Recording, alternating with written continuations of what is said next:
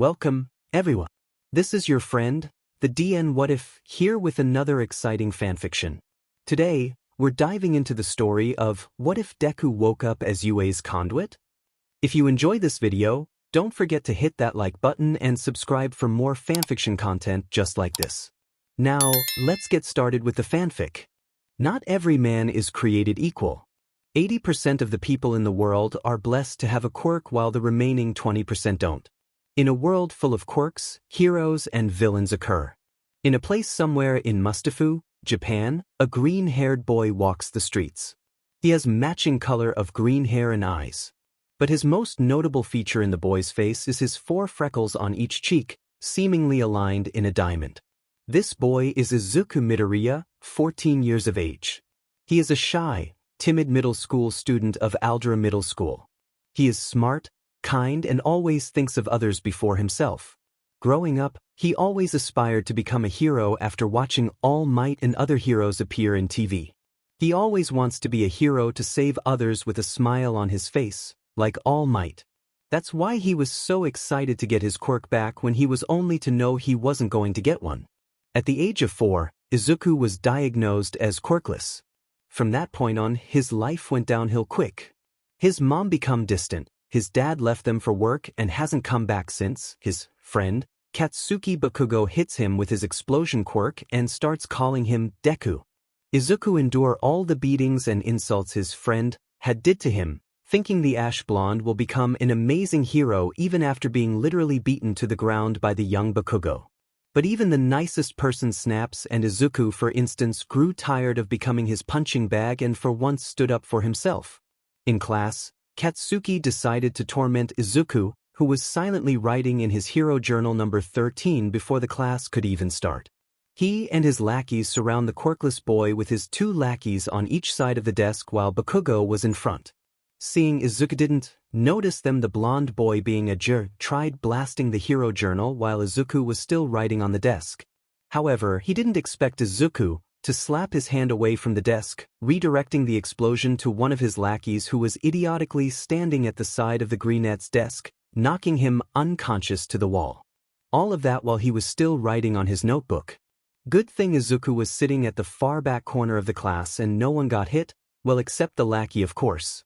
Still shell-shocked, Bakugo tried again and Izuku did the same thing, only doing the opposite side, this time hitting the other lackey who was thrown back to a nearby desk and collapsed at the ground groaning.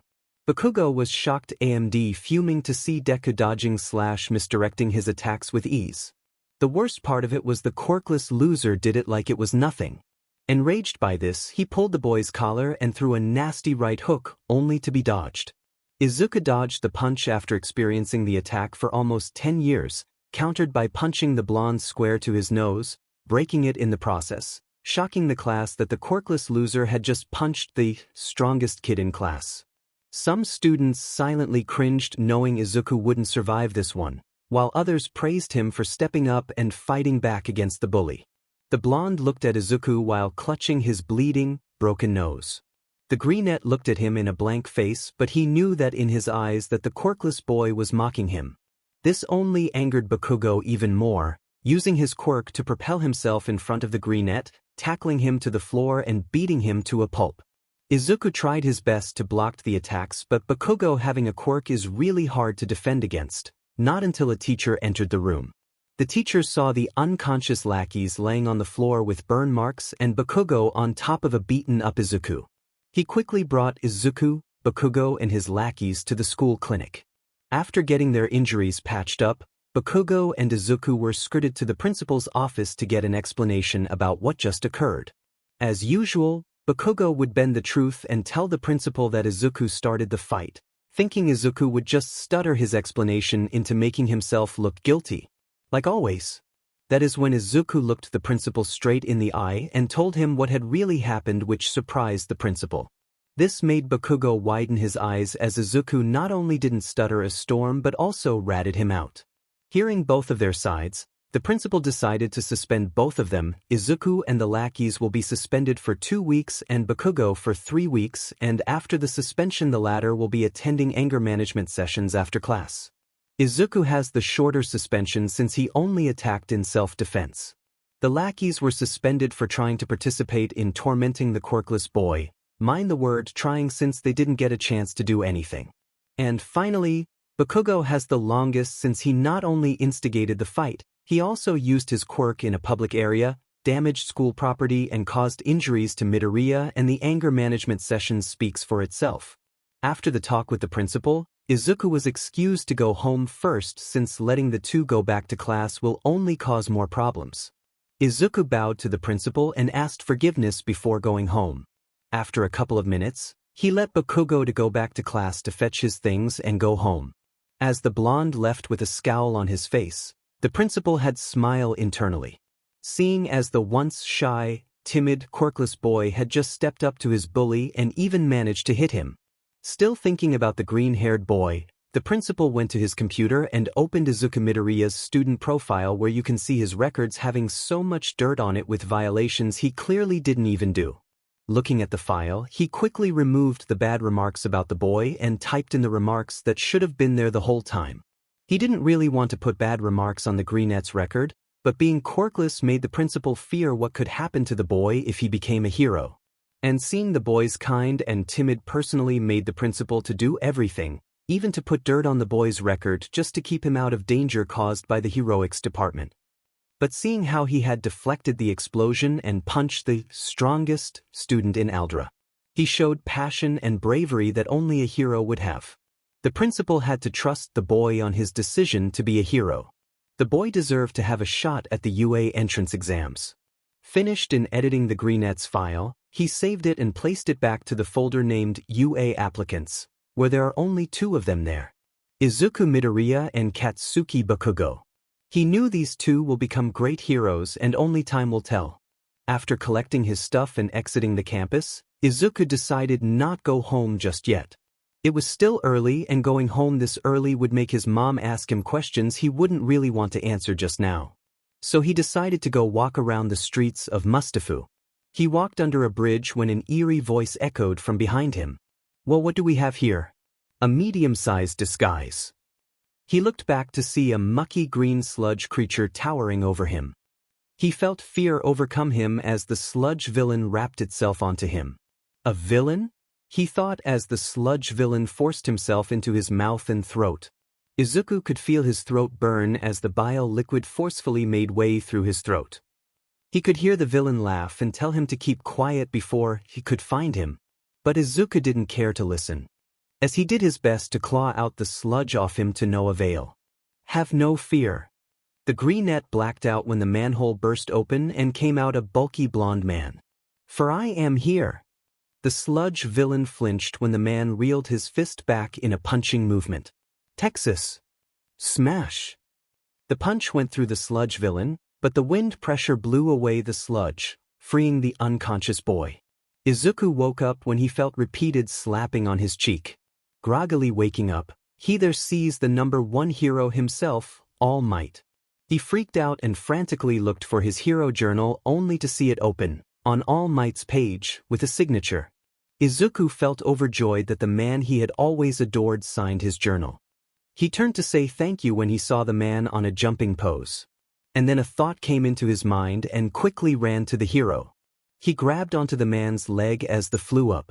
The man noticed a weight on his leg, and when he looked at his leg, he saw Izuku, with hair and mouth getting hit by the wind. He asked the boy to let go, only to be told that if the boy let go he would die. Seeing no point of debating and feeling his limit coming, they landed on a nearby rooftop, not noticing a bottle filled with sludge fell off the hero's pocket. As they land on the rooftop, Izuku tried to balance himself after getting disoriented. It was too much for his scrawny body and it almost made him puke. All Might was about to leap away when Izuku stopped him. Can a quirkless person become a hero? The question made the hero stop on his tracks. Izuku began to shyly talk about how being a hero and helping people had always been his dream, but he was quirkless. As Izuku was rambling, he didn't notice All Might's body began to emit smoke and slowly turn skinny. Izuku turned to the hero's direction only to see a skinny blonde man. The boy freaked out once again, but the man quickly shut him off by explaining how he got in his current condition. All Might then began telling Izuku how difficult a life of a pro hero is and how it would be even more dangerous for a quirkless person to be in that line of work. And how being a policeman or firefighter would be a better fit for Izuku if he really wanted to help people. With a last look at the downcasted boy, All Might left the building and noticed the bottle where the villain was in become missing. He began to get nervous when an explosion echoed to on the next block. Feeling nervous, he rushed towards the place where the explosion came from. After that encounter with All Might, Izuku didn't felt like going home for a moment. Instead of going straight to their apartment, he decided to go to a place where he has always felt free. He decided to go to the Dagoba Beach Municipal Park. Even though it was basically a junkyard now, he liked to sitting on the sand and just listen to the waves crashing into each other. He always go to the place every time he tried to run away from Bakugo or if he had an argument with his mom. The beach may be filled with trash and junk, but Izuku used the place to calm himself and think clearly. As Izuku took a right turn in an alleyway for a shortcut, a red blur suddenly grabbed him and placed a hand over his mouth. "Don't even dare make a sound or you'll get it," the man whispered in a yell, pressing Izuku's face harder with his hand while showing red lightning on his other hand near the greenette's face, scaring the boy. The man pulled the boy in the alleyway while looking in every direction, trying to see if someone will come to the alley. Izuku began shaking in fear, not really liking the fact that he had been captured by a villain twice in one day. Thrice if you count the Pomeranian that uses sweat as explosives. Not really my lucky day, eh? He thought sarcastically as he was dragged by the man. Looking at the man, Izuku can see that the man is wearing an orange shirt and breathes, letting the boy to guess that the man is a prisoner that escaped. He was trying to think of a way to escape the man's grasp when his eyes darted towards the man's other hand that had red lightning flowing on the limb. Izuku observed the flowing energy and was mesmerized by it, and he don't know why, but he can feel that the lightning is calling to him, or he may have gotten his head hit hard because he is probably hallucinating. Just as Izuku was about to touch the lightning, why though? He was hallucinating probably, when a voice called out from behind them. "Let the kid go, Akira," a voice said from the side, making Izuku look at the direction of the voice. In the other end of the alleyway there Izuku saw a tall man wearing a red beanie, white hoodie over a red flannel shirt, a bright blue denim jeans and a denim vest on top of the hoodie. The man has a chain wrapped around his right forearm as a bracelet. Izuku noticed that the man's hands were glowing a bright orange and smoke was coming out of the man's hands, easily indicating that his hands are hot. Is that his quirk? Izuku thought.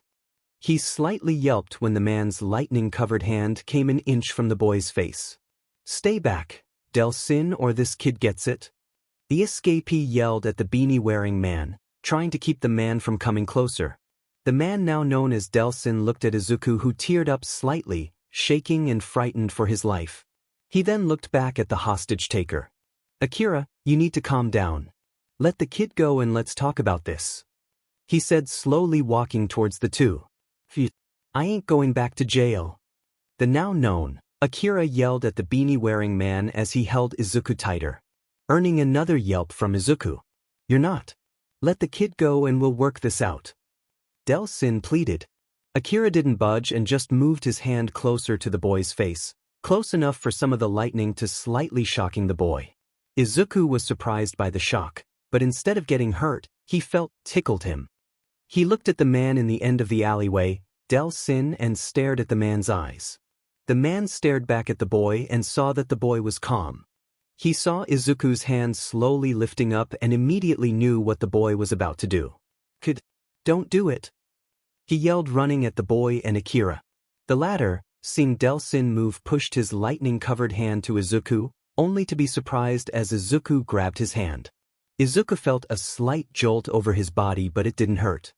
He noticed the lightning just went through his body and it felt ticklish at first, then a wave of unfamiliar memories entered his mind. In his mind, he saw the man's life.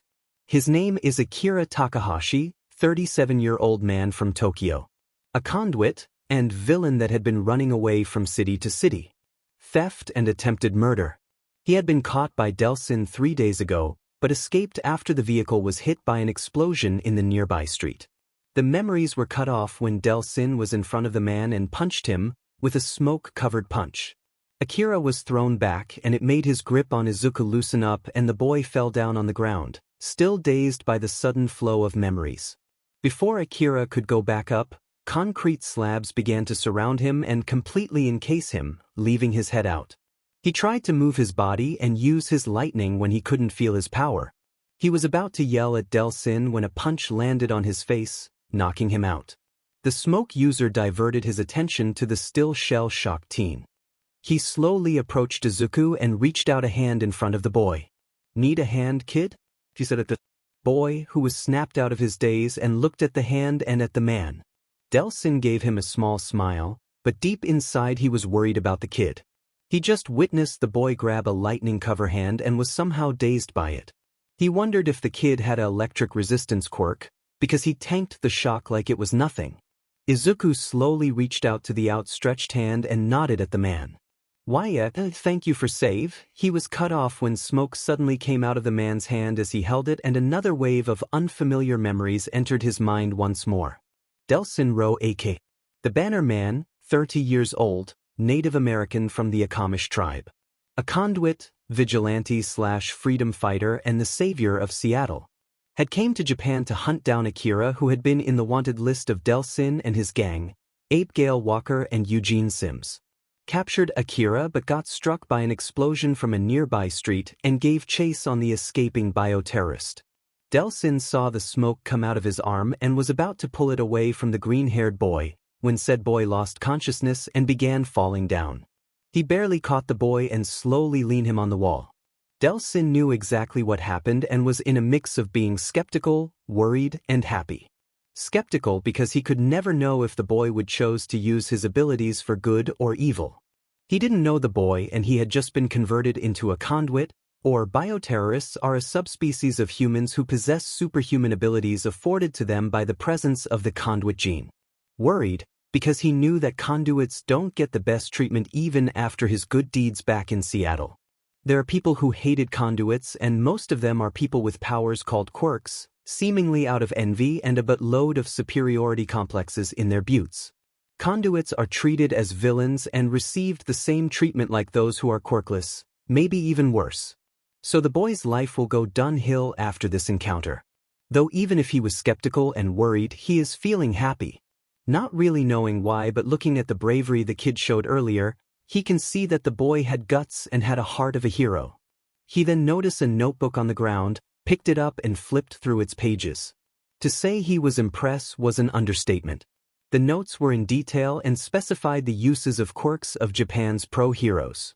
Delsin looked at the sleeping form of the kid and smiled. He had decided he would help this kid to become a hero and MSTR his new conduit abilities. He may not know the kid personally, but looking at the notes and his reckless yet brave act earlier, the kid is destined for greatness. And maybe, just maybe, this kid would make the world change their view on conduits. Delsin then closed the book and saw his name. Izuku Midoriya. He looked at the teen and smiled. He was going to help the boy. After all, conduits look out for one another. In a dark place, our main protagonist opens his eyes to see two faint lights flickering in front of him. Confused and slightly nervous is his emotions, remembering that he was supposed to be in an alleyway. How did he get here? Where is he anyways? Standing up, he glanced towards the flickering lights, shining like Christmas lights. It feels like they're calling me, he thought as he looked around. As he wondered where the heck is he flinched when the lights suddenly zoomed its way toward his face, stopping only a few inches away from him.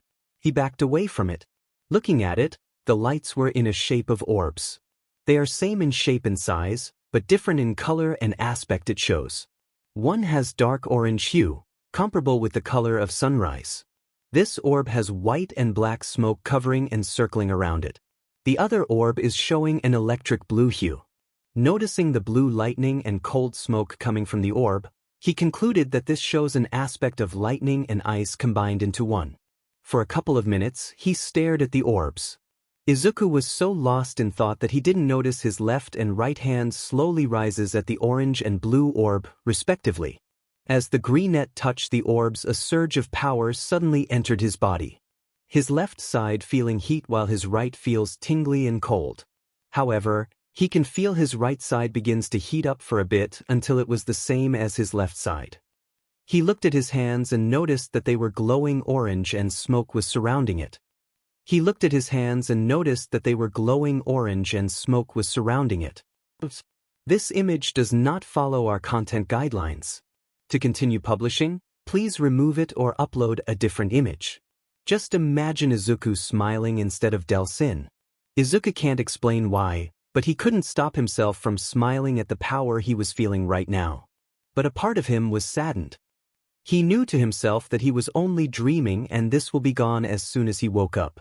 So before he woke up, he was about to use this power as long as he is still sleeping. Izuku began to channel the power on his hand and experimented on it. He tried running with the smoke covering him and he found himself to be faster.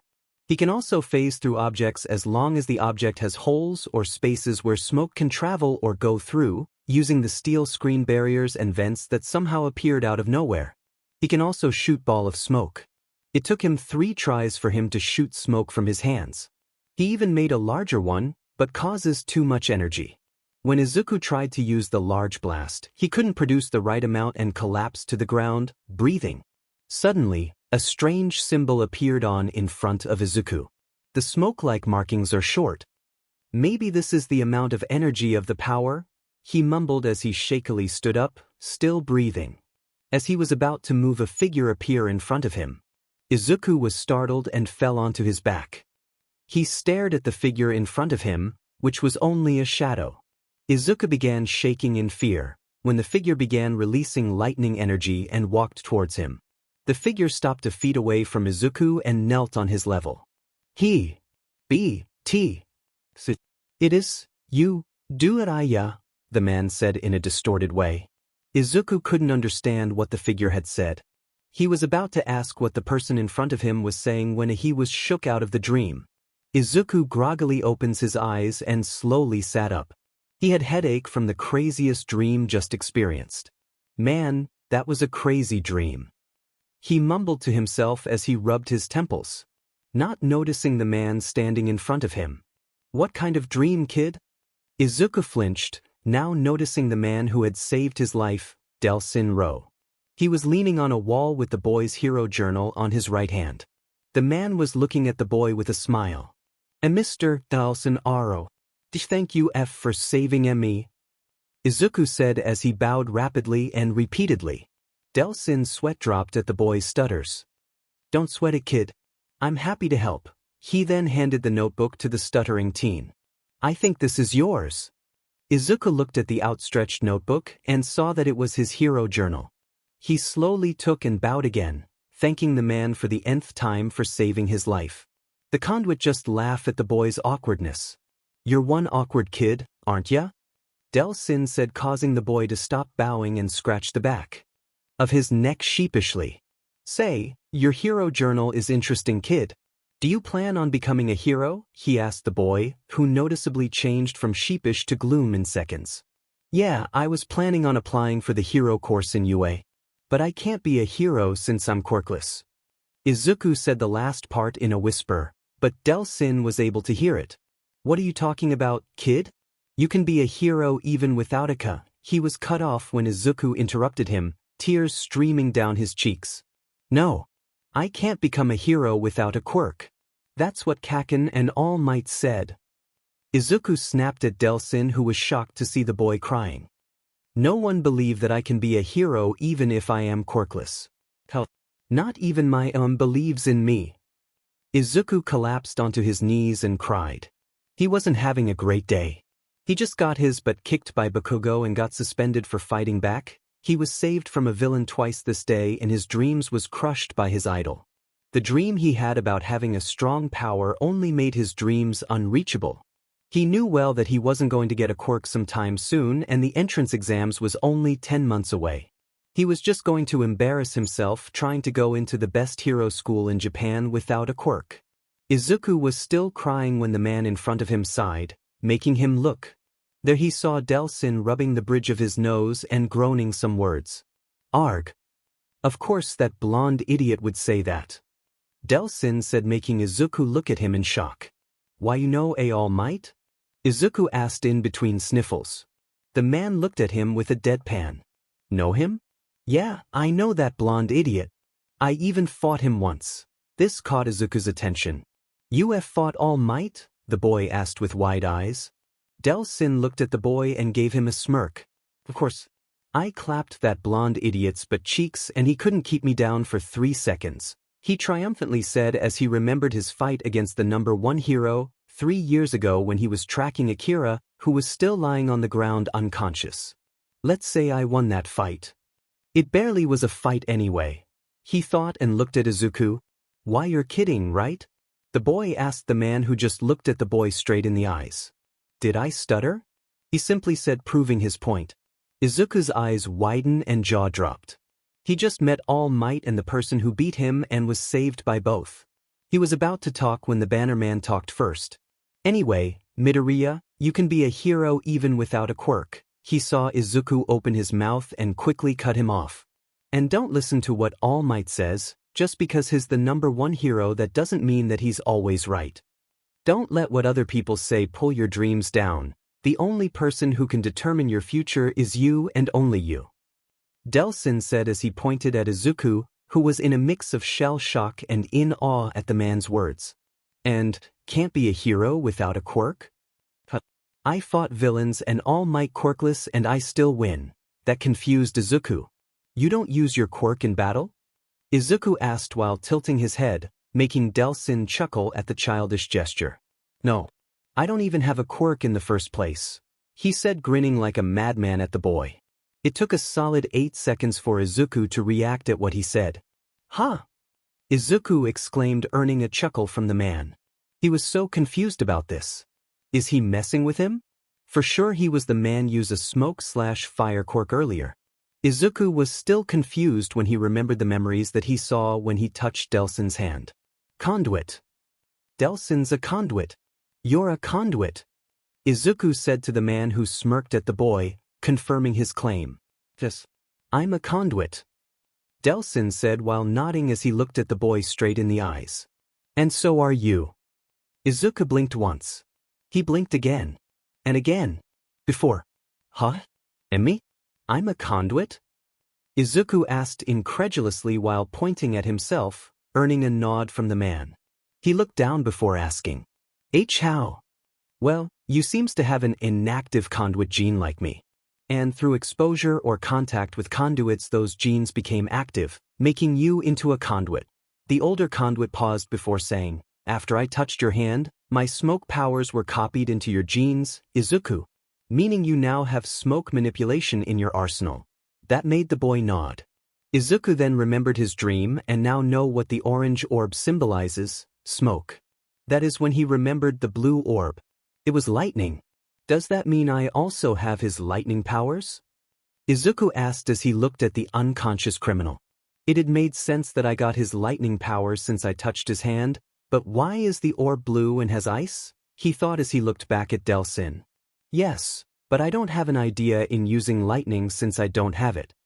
Delsin said, then looked at Akira. And I'm sure that he won't say a thing about it. Izuku nodded. But here's my proposition, the older smoke user said, making Izuku look at him. In 2 weeks, I'll be leaving to go back to America. So tomorrow, same time, meet me in Dagoba Municipal Beach Park.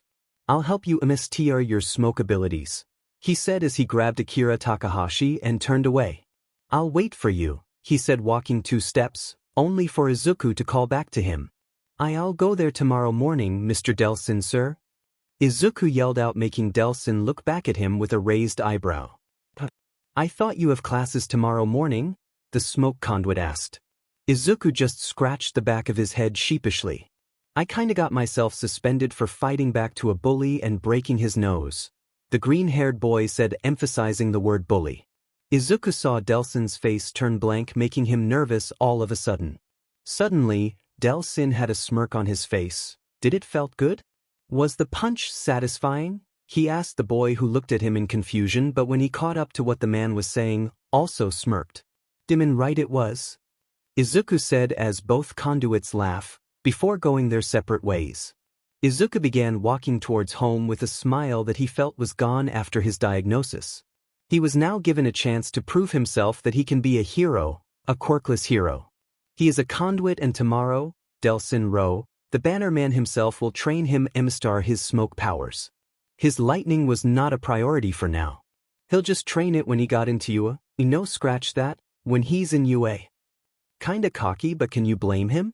He parried 2 explosions from Kaken, no from Katsuki, and broke the Pomeranian's nose while being quirkless, and later at the same day he became a conduit, met the Bannerman and became his student for 2 weeks. Let him have this. His confidence somehow was raised after the encounter with Delsin and is really grateful he met the guy. He was snapped out of his daydream when an ambulance rang and sped past by him in a fast pace. Looks like someone else got caught in a villain attack. He mumbled to himself and continued walking home, not realizing that he knew who the person in the ambulance was. As our green-haired protagonist entered the apartment, he was met by his mother, Inko Midoriya. She was standing on the entrance with crossed arms and a disappointed expression on her face. "Izuku Midoriya," she said, making him take a step back. She never calls him by his full name, and when she does, he's F'd. "Care to explain why you got 2 weeks suspension? And where have you been?" she asked, looking at Izuku straight in the eye. She thought Izuku would look away as usual when she asked him about school, but to her surprise her son didn't look away and stared back at her, making her flinch slightly.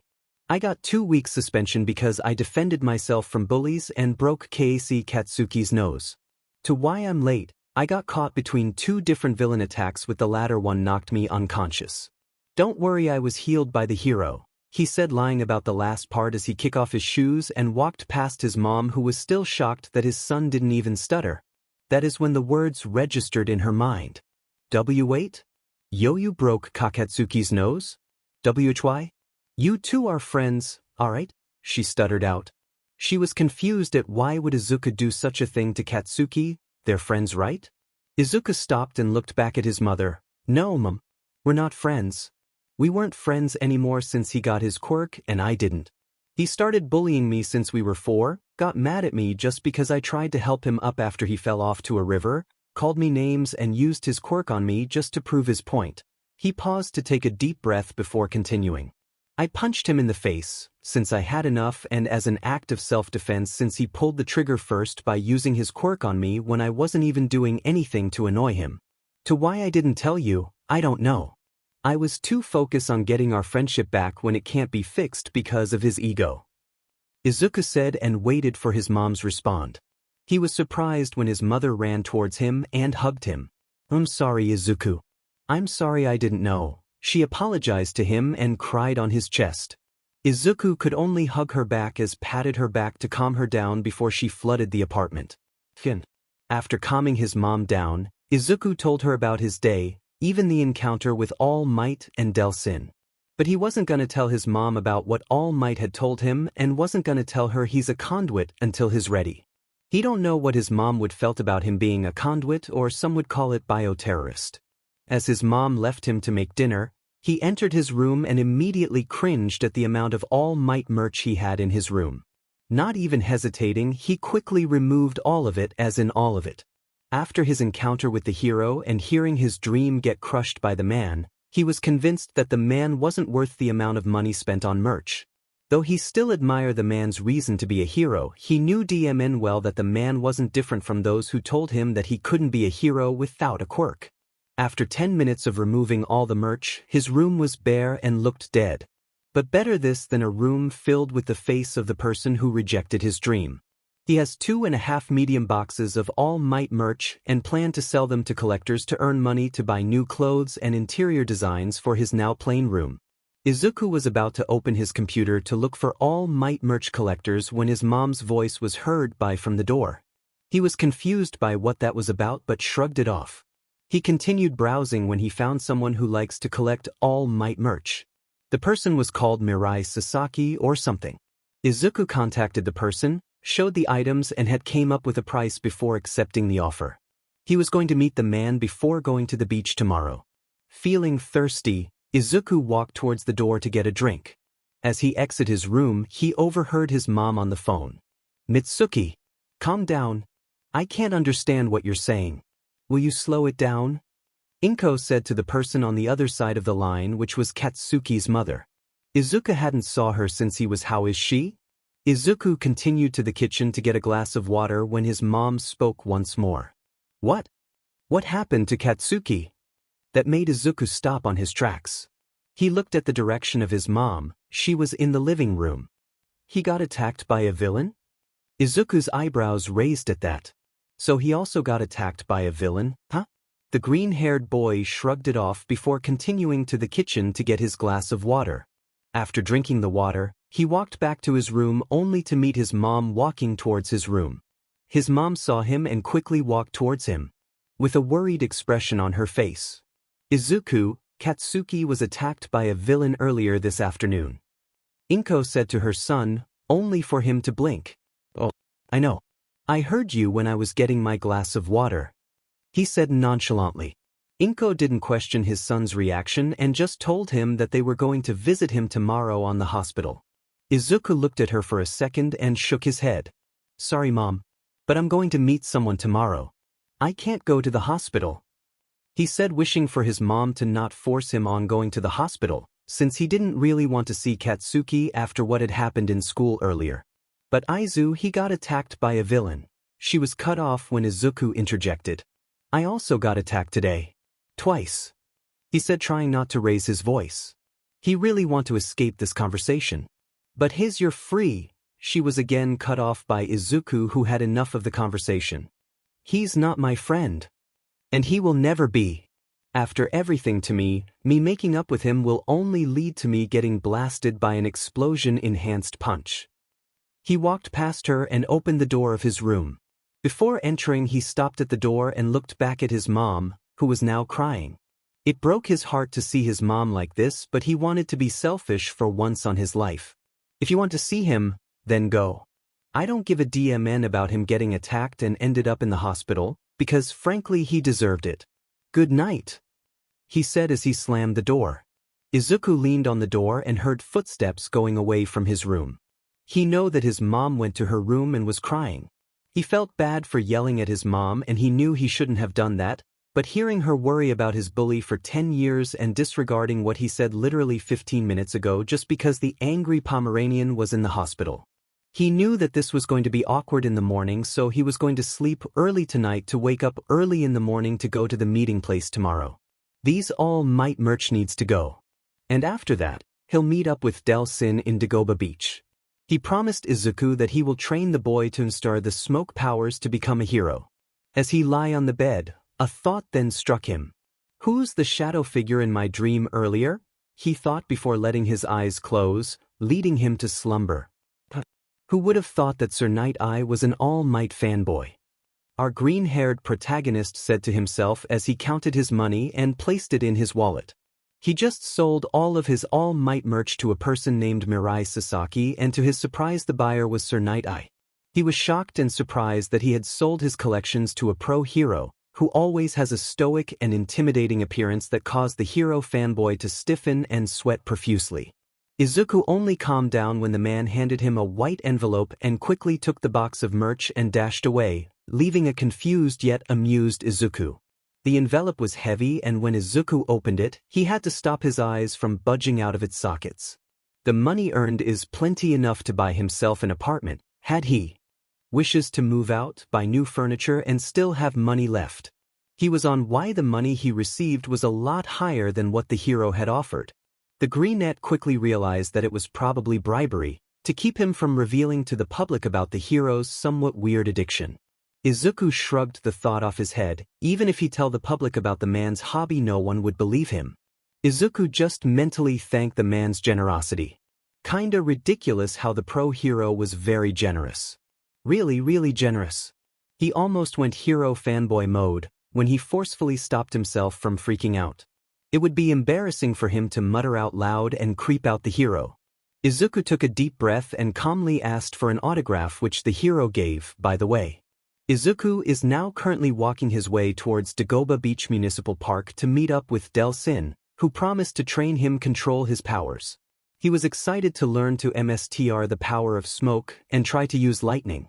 Remembering the two orbs in his dream, he was now sure that the orbs represents the two conduit powers he have. The orange orb is Delson's powers and the blue orb is Akira's power, maybe. It was blue instead of red, which confused the young conduit but set it aside for future questions. He arrived in his destination and what caught his eye is the piles and piles of junk in the supposedly appealing beach. There are plastic, scraps, broken bottle, appliances and cars. Some are still smoking and others are on fire. Izuku had to cover his nose at the tough smell of burning RBB colliding with the salty breeze of the ocean. But no Delson to be found. That is, when an explosion in the left part of the beach made Izuku flinch in surprise and fright. He quickly ran towards the source of the explosion and saw Delson with his arm outstretched and smoking. Izuku looked at the direction where the man was looking and saw a car. Doors bent and busted, glass shards scattered on the sand, engine smoking but surprisingly not exploding for some reason, and the body of the car was now covered in dents, holes and soot. Izuku looked at the man who had noticed him and grinned at his direction. "Hey kid, how long you been there?" Delson asked the boy as he walked towards Izuku. Said boy just straightened himself and gave the man a small smile. "I just got here, Mr. Delson." Delson just gave him a small laugh and softly slapped the boy's back. Izuku almost fell off, if it weren't for the small amount of strength and balance he placed on his legs. "No mister. Just call me Delson. I'm not the one for formalities," the older conduit said as he pulled the boy with his arm on Izuku's shoulder. They walked past the still smoking car and came close, but not too close to a screen barrier. "Now that you're here, let's start your conduit training," he said as he let go of the boy and walked toward the screen barrier. Putting a hand over the barrier, Delson looked back at the boy. "When I first became a conduit, the first thing I did was use smoke dash. It allows me to turn into a cloud of smoke and helps me move faster." After saying that, Delson took steps toward Izuku before facing the screen barrier. Izuku looked over as Delson's body turned into a cloud of smoke, and with a quick move, he passed through the barrier and now formed on the other side of the barrier. The older conduit turned around and gave Izuku a grin. "With this ability, you will be able to pass through any obstacle as long as the obstacle is half solid or has holes on it." Delson smiled and looked at the smoking car. "Before doing that, you need to absorb smoke to keep your energy and as fuel for the super cool stuff you will be doing."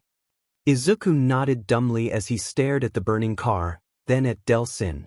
"So, how do I do it?" he asked the man. "To be honest, I don't know," he said as he placed a thoughtful expression on his face. "To me, I just felt natural. After getting my powers from Hank, it felt like the smoke is calling out to me." Remembering the time he became a conduit. After that encounter with Hank, it all came naturally. Also with the help of the blast relays scattered all over Seattle that time it was easy. Maybe just focus and imagine yourself absorbing the smoke with the palm of your hands," he said as he looked at the green-haired boy and had the urge to sweat drop when he saw the boy in a muttering spree. Though the words he was saying was useful, it was creepy. And some of it so outright ridiculous hearing the boy compare himself to an anteater or a vacuum. Getting impatient, Delson walked to the greenette and flicked Izuku's forehead. "Ack!" Izuku yelped in surprise and slight pain as he nursed his forehead and looked at the man. "I gotta admit your ideas are cool and all, but you don't need to mutter it out loud like that. It's kinda creepy," he said in a deadpan tone. The boy in question just blushed in embarrassment and scratched his head sheepishly. "Sorry, force of habit," he said quietly. The older conduit just sighed. "I understand, but you need to stop that habit. Not only it's creepy, but it could also reveal your strategy and location to an enemy. So I'd suggest you that if you ever had something in mind, keep it in your mind," he said, and earning a nod from the boy. Izuku placed his index finger and thumb on his chin and thought on how about it for a second. After a bit, he looked at the smoking car and walked closer to it. When he was 1.5 meters away from it, he reached out his arm to it, with his palms facing the vehicle. He began concentrating in absorbing the smoke. "I'm a vacuum. I'm a vacuum. I'm a vacuum," he thought as he felt it, the tingling feeling in his palms. The smoke from the vehicle began to move towards him even without wind. It took a couple for the smoke to make contact with his hand, covering it with an orange glow, and it entered his limb. Izuku felt it enter his body but didn't felt it at the same time. It took him 3 to 5 seconds to completely absorb all the smoke from the car. Izuku felt different as he opened and closed his palm, trying to get use on the feeling of smoke inside him. He felt lighter, stronger and faster. Izuku then eyed on the screen barrier and thought of how Delsin did it. He covered himself in smoke and dashed through the screen. If I try to do the same thing, I can perform it as well, he thought slowly, not wanting to mutter out loud. He took a deep breath and thought of things that helps him calm down. Katsudon, he thought as smoke enveloped his body as he dashed towards the screen barrier and passed through it. Delsin, who was watching all of this happen, went wide-eyed. He just told him how to absorb smoke and was surprised to see him do it on his first try, but using smoke dash perfectly, just minutes after seeing Delsin use it, was outrageous. This kid's a genius, he thought as he looked at the boy who had his eyes slowly opening. He witnessed as a smile can be seen in the face of the young Conduit. Delsin can see the pure happiness in the boy's eyes as tears began to build up on the teen's eyes.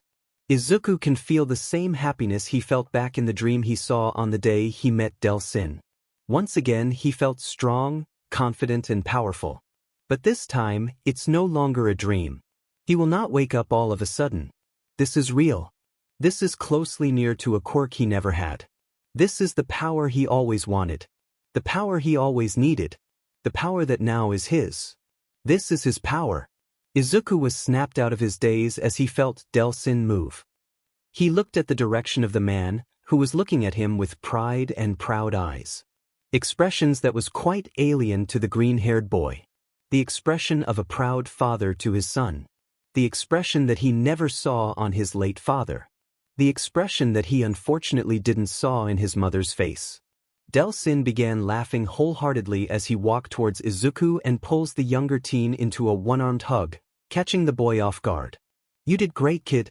You learn quickly," Delsin said as he ruffled the mop of green hair on the boy's head, causing him to turn red in embarrassment. It took him 5 minutes before Delsin let go of the boy. He grinned at the boy and crossed his arms. "You did it in your first try and didn't end up getting stuck between the spaces of the screen barrier. Now, with a couple of more practice, you will be able to summon the smoke faster and use smoke dash with ease." Izuku ignored the first sentence and just thanked the man for his praise. "Now that that's out of the way, let me show you the other cool things you'd be able to use with smoke," he said to the boy, who just gave him a look of excitement and pure determination. Delsin smirked at this. The boy reminded him of himself back in the days. Young, curious, willing to learn everything in life and the drive to be a superhero. That's all that he needed to help the boy MSTR using smoke. "Now, let me show you how to dash in the air and fly using smoke." "Excuse me, Mississippi. Where is Katsuki Bakugo's room? I'm a close friend of the patient's mother," Inko asked in the front desk of the hospital. The woman in the front desk looked at a report book and began looking for the name of Izuku's tormentor. "Katsuki Bakugo's room is in room 203, in the 3rd floor," the woman said. With a quick thank you, Inko made her way to the elevator and pressed the button that leads to the 3rd floor. She waited quietly as the elevator ascends to the 3rd floor. She begins to think about the conversation she had last night with Izuku. She felt the pain and anger that her son had been keeping to himself when he snapped at her. Inko couldn't blame him, and judging by Izuku's story, Katsuki has been one of the reasons why he is in pain and angry since he had tormented the boy in the past 10 years. Though she heard this from Izuku, she couldn't help but feel bad for the blonde boy. The boy had been her friend's, Mitsuki's, son. She had grown fond of the boy and always thought that he and Izuku were and still best friends. Oh, how wrong she was. But she was also in the wrong here. After Izuku was diagnosed as quirkless, she had began distancing herself with her son. Taking work after work, making excuses and sometimes completely ignoring the boy. Inko knew it was wrong, but she was feeling guilty and felt like it was her fault that Izuku was born quirkless. She was full of guilt and pain. She had to endure being a single mother after Izuku's father died in her son's first birthday, not even letting Izuku meet his old man. Speaking of Izuku, when she woke up this morning, Her son was already awake and was carrying a box. Inko was confused and was somewhat curious on what the box contains. She was about to ask the boy what the box was for but didn't get the chance as Izuku left the apartment, seemingly in a hurry. She texted Izuku, asking where he was going and got a reply of, meeting a friend. Inko was contemplating if she needs to be happy because her son has a friend or worried that his son is meeting a friend, since he never talked about a friend before.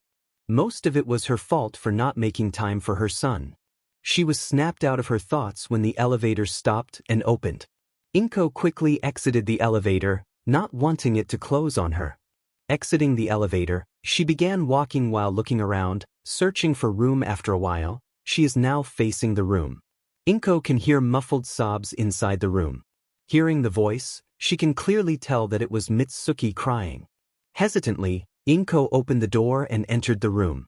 As she entered, a blur of ash blonde hair tackled her into a hug. Inko unconsciously patted the back of Mitsuki Bakugo, who was uncharacteristically sobbing on the shoulder of the shorter woman.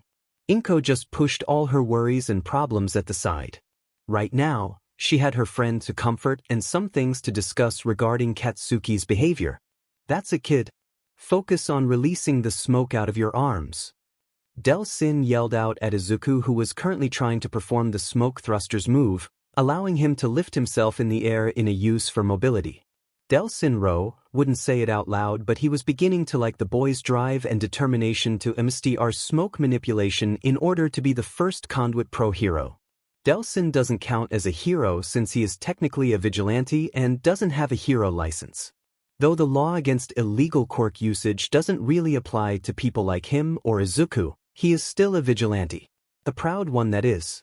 Regardless, he is willing to help Izuku become the hero that the boy always dreamed on becoming. He knew well how hard it is to be treated badly just because of something you can't really control, since at the first days of him becoming a conduit caused a ruckus on his part, and Izuku being bullied for being quirkless is no different. Removing the negative thoughts in his mind, Delsin showed Izuku the smoke thrusters, car boost, and the variation of the smoke dash, double air dash, which allows smoke dash to be used twice in air. It had only been 1.5 hours after Izuku had tried performing smoke dash, and now he was performing the other moves quickly. To which the two latter moves the boy immediately performed with relative ease, which was really surprising to the older conduit. The smoke thrusters still needs practice and a lot of focus. According to Delsin, when performing the move, the smoke release needs to be equal for the safety of the boy. As they continue the training and seeing Izuku's ridiculously quick improvements, Delsin began to wonder how different it would have been if he didn't encounter Izuku. What would have been the chance of Izuku becoming All Might's successor? Thinking on how it would play out, Delsin had to stop a cringe from forming on his face. Izuku would have probably just painted a large target sign on his back. From all the blonde idiot's enemies, and his body wouldn't take it. That was all interrupted when a green blur zoomed overhead him. Pushing back the thoughts on his head, he looked up to see Izuku with smoke on his arms face down as the smoke was circling around his arm, propelling himself in the air. He saw the boy grin as he began changing directions and to his surprise, even used double air dash. After approximately 5 minutes of being in the air, Izuku landed in front of the man. The greenette was smiling widely at the man, who gave him an approving nod. "You did great, kid. A bit slow, but you'll get the hang of it," he said, earning a nod from the boy. "Now that the mobility moves are out of the way, let me show you how to shoot smoke." Delsin was about to show the boy how to do it when Izuku interrupted him. "Oh, you mean like this?" Izuku said as he pointed his palms on broken cabinet. His hand began glowing as a ball of orange smoke came out of his hand and was sent to the direction of the cabinet, blowing it up into pieces. Delsin's jaw comically hit the floor. He was not expecting the boy to perform the move that easily, and surprisingly he knew it already. But he faced the boy and looked at him in disbelief. "How did you know that?" he asked the boy, who slightly flinched at the volume.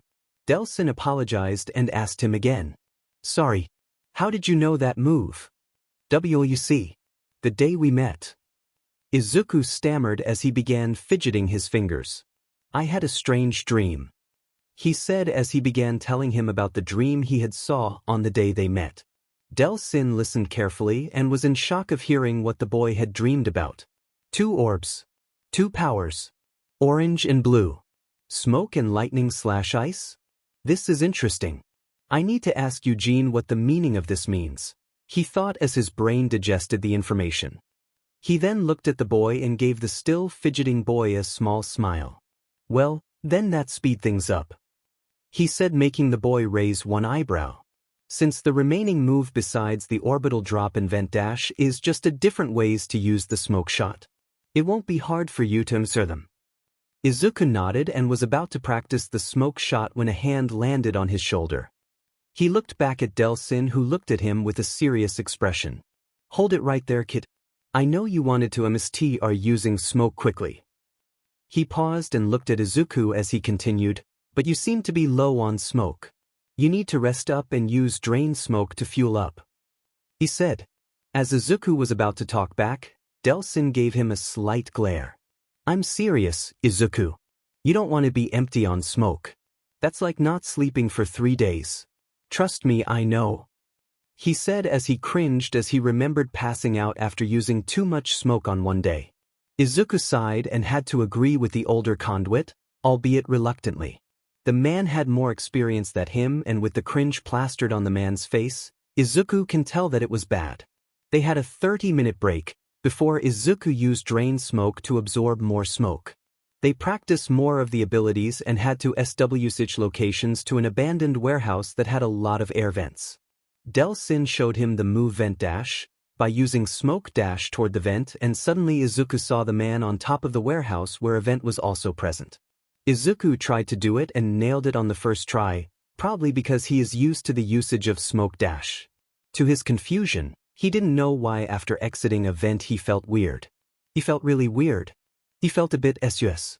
It must have been the adrenaline, right? He and Delsin began playing vent tag as they chased each other by using vent dash from one vent to another. After chasing Delsin like forever, Izuku collapsed on the floor breathing heavily. Though he using smoke dash and vent dash, he was confused why he didn't feel his smoke reserves lower. Shrugging, he placed that question for another time and stood up shakily. Oh, that was fun, the man yelled out, making his voice echo throughout the warehouse. Izuku glared at the man and crossed his arms. It was fun, he grumbled sarcastically, earning a laugh and a pat on the back from the man. Oh, come on. Don't be like that. It was a good exercise, he said to the boy, who didn't argue at that statement. Though, you need to learn how to do parkour. With powers like ours, parkour will help you become aware of your surroundings and not destroy everything in your way. Delsin began walking out of the warehouse with Izuku following not far from behind. For now, lessons are over. Let's meet tomorrow same time. Thank you for the lessons today, Delsin. It really helps, even though I wasn't able to catch you in vent tag. I admit that I enjoyed it, Izuku said, smiling at the man, who comically squinted his eyes as a ray of sunlight came out of the boy. So bright. No problem, kid. I'm happy to help. After all, conduits look out for one another, he said as he turned and walked away. See you tomorrow, Izuku. Don't be late, he said as he waved his hand. Just see you tomorrow, Izuku said as he turned to the direction of his house. Izuku looked at the sky. It was still mid-afternoon. He smiled as he rethought of all the training he had done today. In such a short amount of time, he was able to master the smoke dash, smoke shot and drain smoke. Delsin praised him about it and even called him a prodigy or genius. In his opinion, he was just a fast learner. He had always been one. Last year, he was able to solve a 3x3 Rubik's Cube within 5 minutes in the first try after watching a video from YouTube. Katsuki, however, said it was useless in the Hero Works. All of his talents are useless in the Hero Works. Though, it didn't really bother him. It was too pathetic to argue about it. As he arrived their apartment and entered it, Izuku walked straight to his room. He needed to take a shower and get some rest. Entering his room, he fished out his wallet and phone out of the pocket of his breeds and placed them on his study table. Quickly taking some clean clothes, he entered the bathroom as a message had popped up on his phone. Mom, Izuku, I'll be arriving home late tonight. Help yourself by making dinner on your own. I love you, sweetie. Explosions and yells of anger can be heard echoing in an abandoned gym as an ash-blonde teen used his quirk to destroy yet another punching bag. With the busted gym equipment and destroyed punching bags scattered around the gym floor, you can clearly tell that the boy was really sad. This boy is none other than Katsuki Bakugo, quirk, explosion. He had been coming back in this abandoned gym for 2 days straight from morning to noon and back after lunch just to release some pent-up frustration he had for the past couple of days. Who wouldn't? Just a week ago he was caught up with a fight with Deku and the nerd had successfully fought back and even broke his nose. What's worse is that the nerd had outed him with a FNG straight face, no stutters, no fidgeting like a scared animal. He snitched on him without hesitation, and what makes it more irritating to the blonde is that the principal looked convinced, giving Katsuki 3 weeks of suspension while Deku and his cronies 2 weeks. And making that day even worse is he got attacked by a villain that tries too hard to impersonate a shiny mook and knocking him unconscious.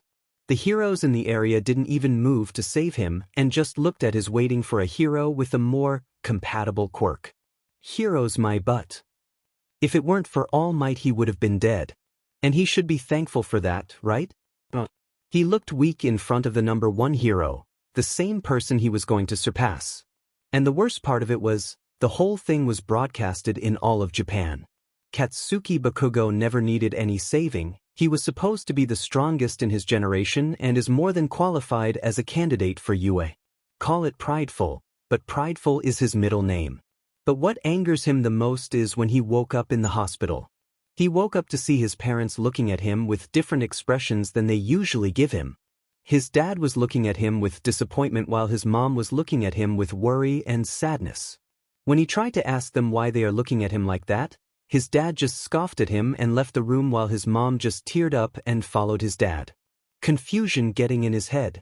When he was released, his parents barely talked to him, and only when he heard them talking to each other it all made clear. It was Deku's fault. It was always his fault. The demon nerd had not only grew a spine to fight back, but also told his mom how. Katsuki bullied and hit the greenette. That DMN quirkless loser even told his mom that Katsuki deserved getting attacked by the villain. Auntie Inko then relayed this information to his parents, and here he is now. Katsuki was forbidden to use his phone, PC and gaming consoles for the remainder of the suspension PRD, and his allowance was cut off by 40%. It set him off. Really set. The thought made him even angrier, and he began obliterating another punching bag which he imagined Deku's face on it. Damn you, Deku. You useless piece of shit. I'll make you pay, he said as explosions echoed in the building once more.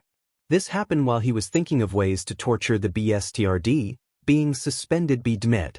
In Dagoba Beach, we see 2 clouds of smoke moving in a fast pace around the trash-filled shore as occasional ball of smoke and explosion can be heard and seen to appear to be chasing each other. These clouds of smoke are mentor and student, Delsin Ro and Izuku Midoriya, respectively.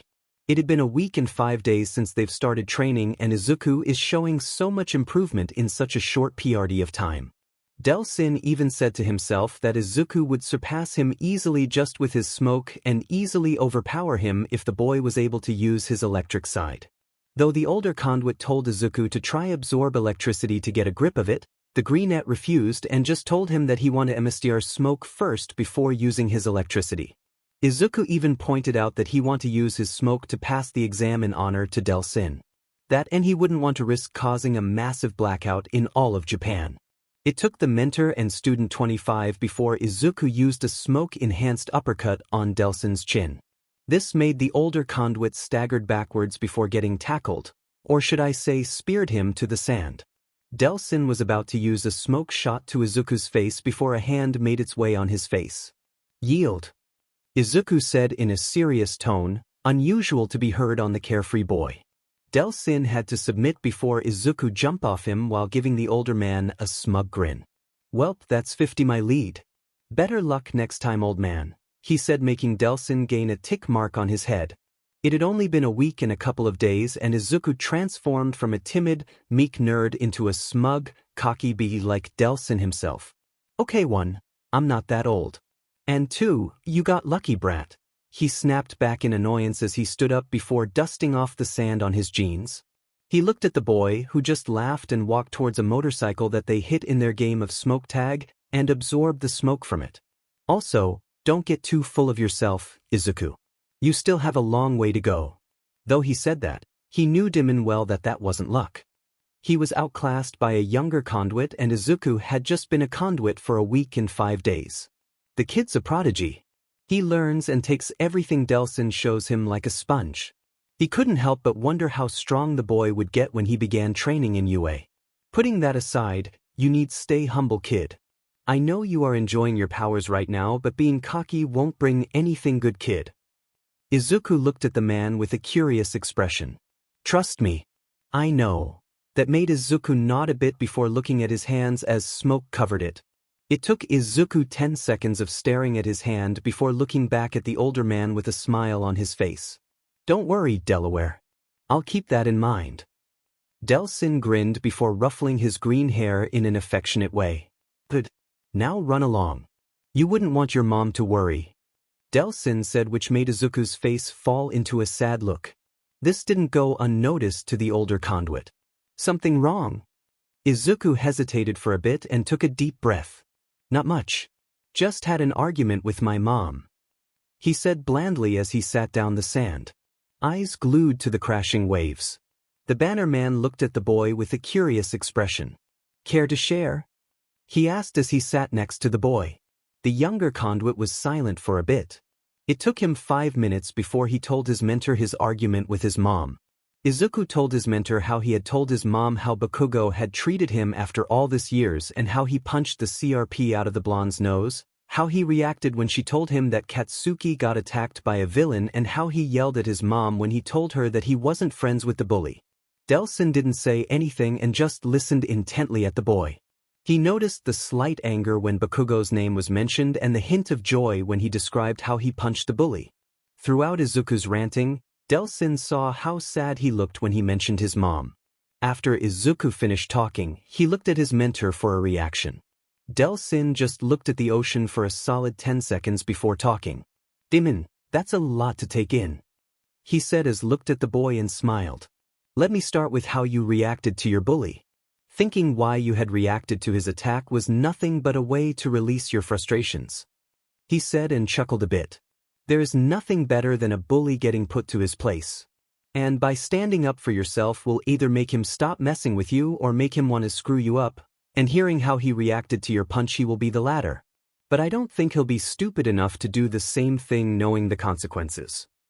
He said, reassuring the greenette that Bakugo will not attack him. Oh, how wrong he was.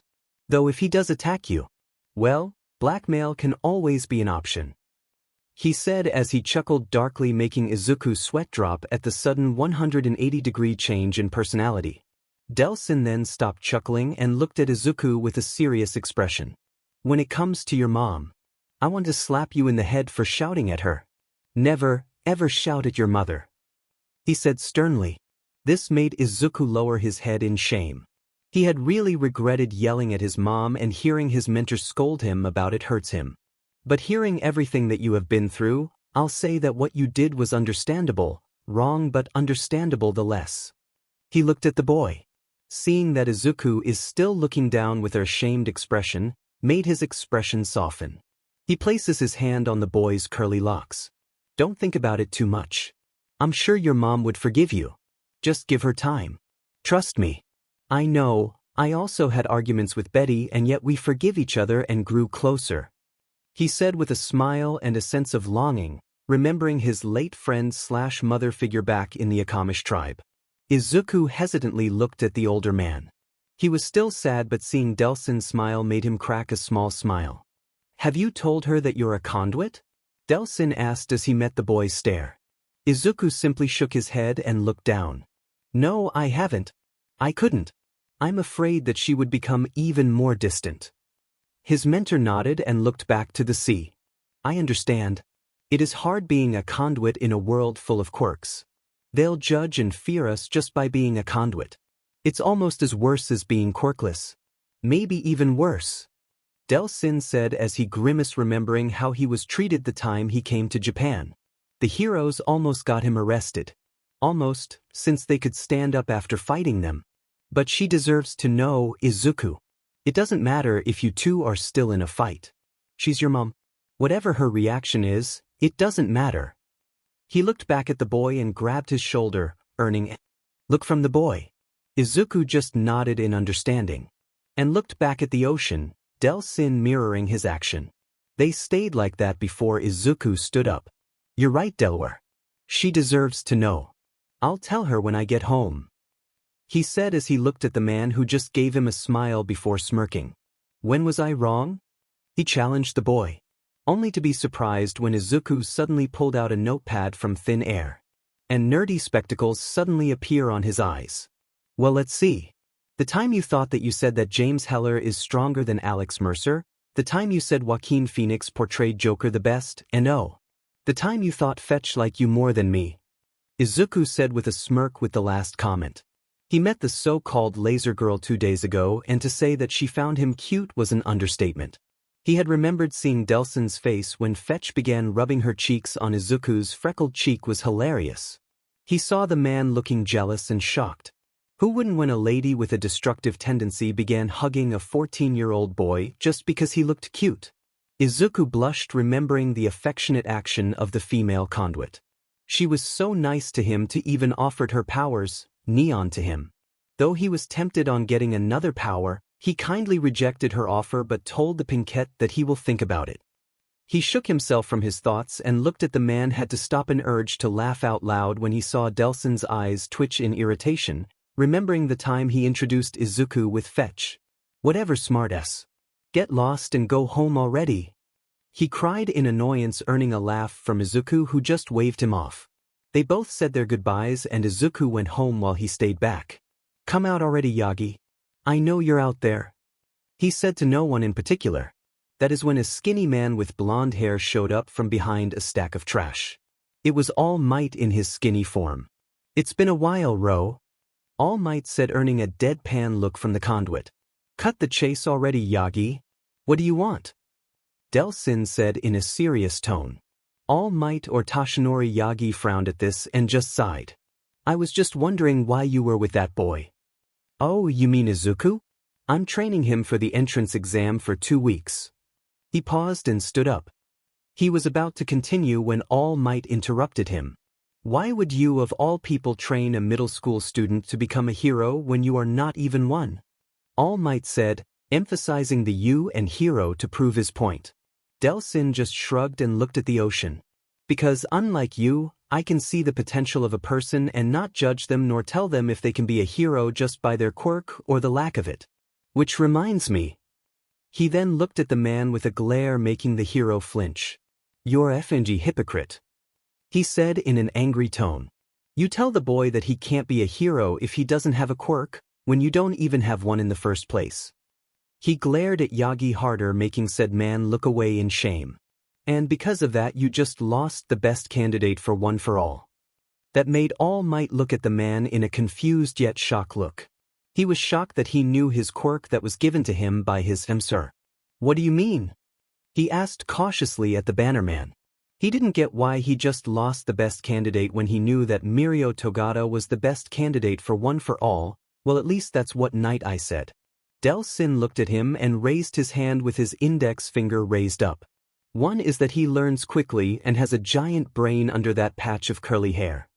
He then raised his middle finger to make a peace sign. 2. His quirkless, and if I'm not mistaken, the perfect successor is an empty vessel to prevent it from overflowing. OFA is a stockpiling quirk that got through 7 different user minus your dumbass, of course. And giving it to a person with a quirk is basically murdering the successor. All Might heard this and widened his eyes. Not by surprise but by fear. How does he know all of this? Seemingly reading his mind, Delsin answered. Gran Torino told me. That made the blonde hero flinched and frown at the name. Why would his former teacher / mentor tell Ro that confidential information? He then raised his ring finger making a 3. Third and lastly. He smirked and continued, no Conduit can have a quirk. He said, dropping the news to the blonde buffoon. All Might being shocked was an understatement. The kid he saved from the sludge villain a week ago was a conduit? Why didn't he use his powers to escape the villain? Well, as much as I still want to talk to you, which I don't by the way, he said, turning his face away from the man as he turned to the stairs. I need to go now. I still have to do something important. When he said important, he meant go get a large burger with fries. So, toodaloo motherfucker, he said as he used Smoke Dash to leave the still shell-shocked hero to his own devices. Did he really lose a perfect successor? He looked at the sky in wonder. Nana, what do you think? 2 days later. In a orange-skied afternoon, we see Izuku sitting down on the beach side, watching the ocean as the sounds of waves and birds can be heard in the background. Today was the last day that he will be training with Delsin, but the man didn't came. Izuku had wondered why the man didn't came, but it struck him. He was going to leave tomorrow morning and had to pack for his flight back to America. Izuku understood this and just stayed in the beach for the rest of the day. He didn't really mind since by tomorrow he would go back to school. His suspension was over anyway. After today, his life will be back to how it had always been. The only difference is he is more confident and has a bigger chance to pass the entrance exam. He was completely lost in thought when a voice called from behind him. Hey, Izuku. The voice said, which made Izuku snap out of it and quickly looked behind him. There he saw Delsin walking towards him, a bag on his left shoulder. Izuku stood up and smiled at the man. Delsin smiled back, and when he was a couple of meters away from Izuku, he took of the bag and threw it to Izuku. The bag landed on Izuku's arms, albeit barely. Izuku looked at it for a while before looking back at the man with a confused look. Delsin just laughed and placed his hands on the pockets of his vest. Look inside, he said, gesturing at the bag. Izuku just looked at him with a raised eyebrow. He then looked at the bag and slowly opened it. When he does, his eyes widen and looked at the man in front of him with a shock expression. Delsin just nodded and Izuku took out what is in the bag. He pulled out the object that was supposed to be in the bag. Now in his hands, Izuku held out a dark forest green zip-up hoodie, a black denim vest with red and blue pattern in each front side, and what appears to be a silver-colored mouthguard, his cannon mouthguard. Izuku inspected the items and looked at the man in front of him. A/N. The clothes here are in the cover of the story. Are these? He asked the man without looking up. Delsin just grinned at the boy and said, yeah, that's my gift for you. It's kinda big, but you'll still grow, and you won't be using that until you entered UA anyway. You like it? Izuku just looked up and gave him a big smile. Are you kidding? This is the best gift I got in my whole life. His eyes then landed on the mouthguard. But what's with the mouthguard? He asked. As he looked at the man once more, he saw him smirk and instantly grew a headache. That's a noise-canceling mouthguard, blocks every sound that you and your muttering, sputtering mouth releases. Delsin laughed while Izuku just gave him a deadpan look that says, are you serious? I don't mutter anymore. Izuku grumbled as he looked at the mouthguard, as a smile began to crawl on his face. Thank you, he said, looking up. Thank you for everything, Delaware. He bowed to the still laughing man. He was really grateful that he met the man and trained under him even in just a short time. Delsin looked at the boy after he stopped laughing, slightly taken aback on the boy's show of gratitude.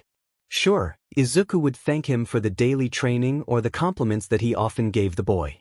Seeing the boy thank him through such a respectful way makes him very happy.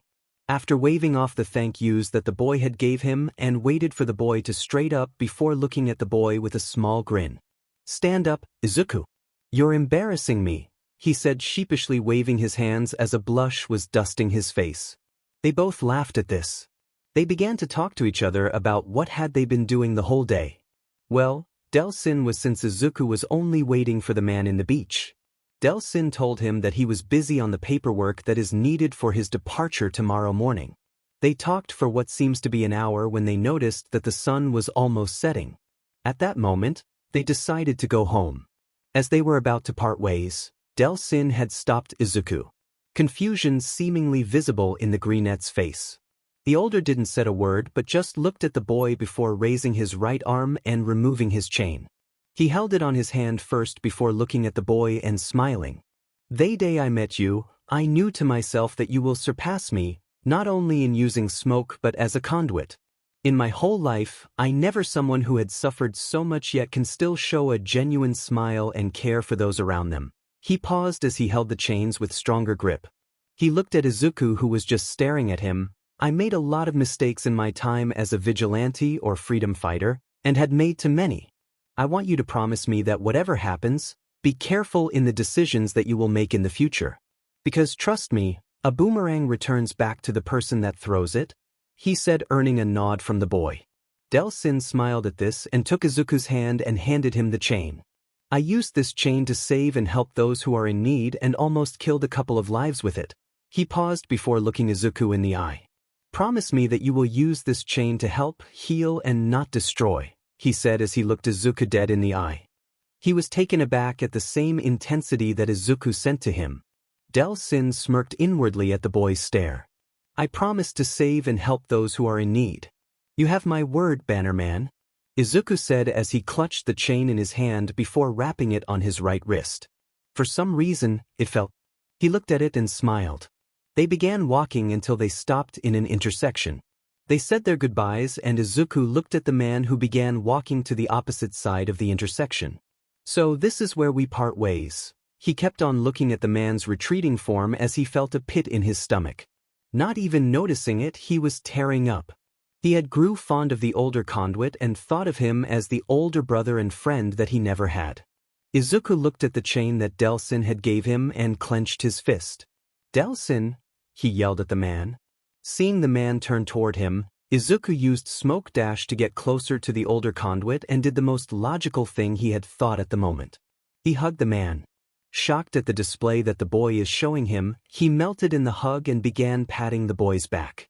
Delsin wouldn't say it out loud, but he knew that he loved the kid like a little brother that he never had. I'm gonna miss this kid. It took them a couple of minutes before they broke up the hug. Izuku was wiping a tear from his eyes and smiled at the man. You're gonna come back to Japan, right? He asked the man who gave him a ruffle on the hair and grinned at the boy.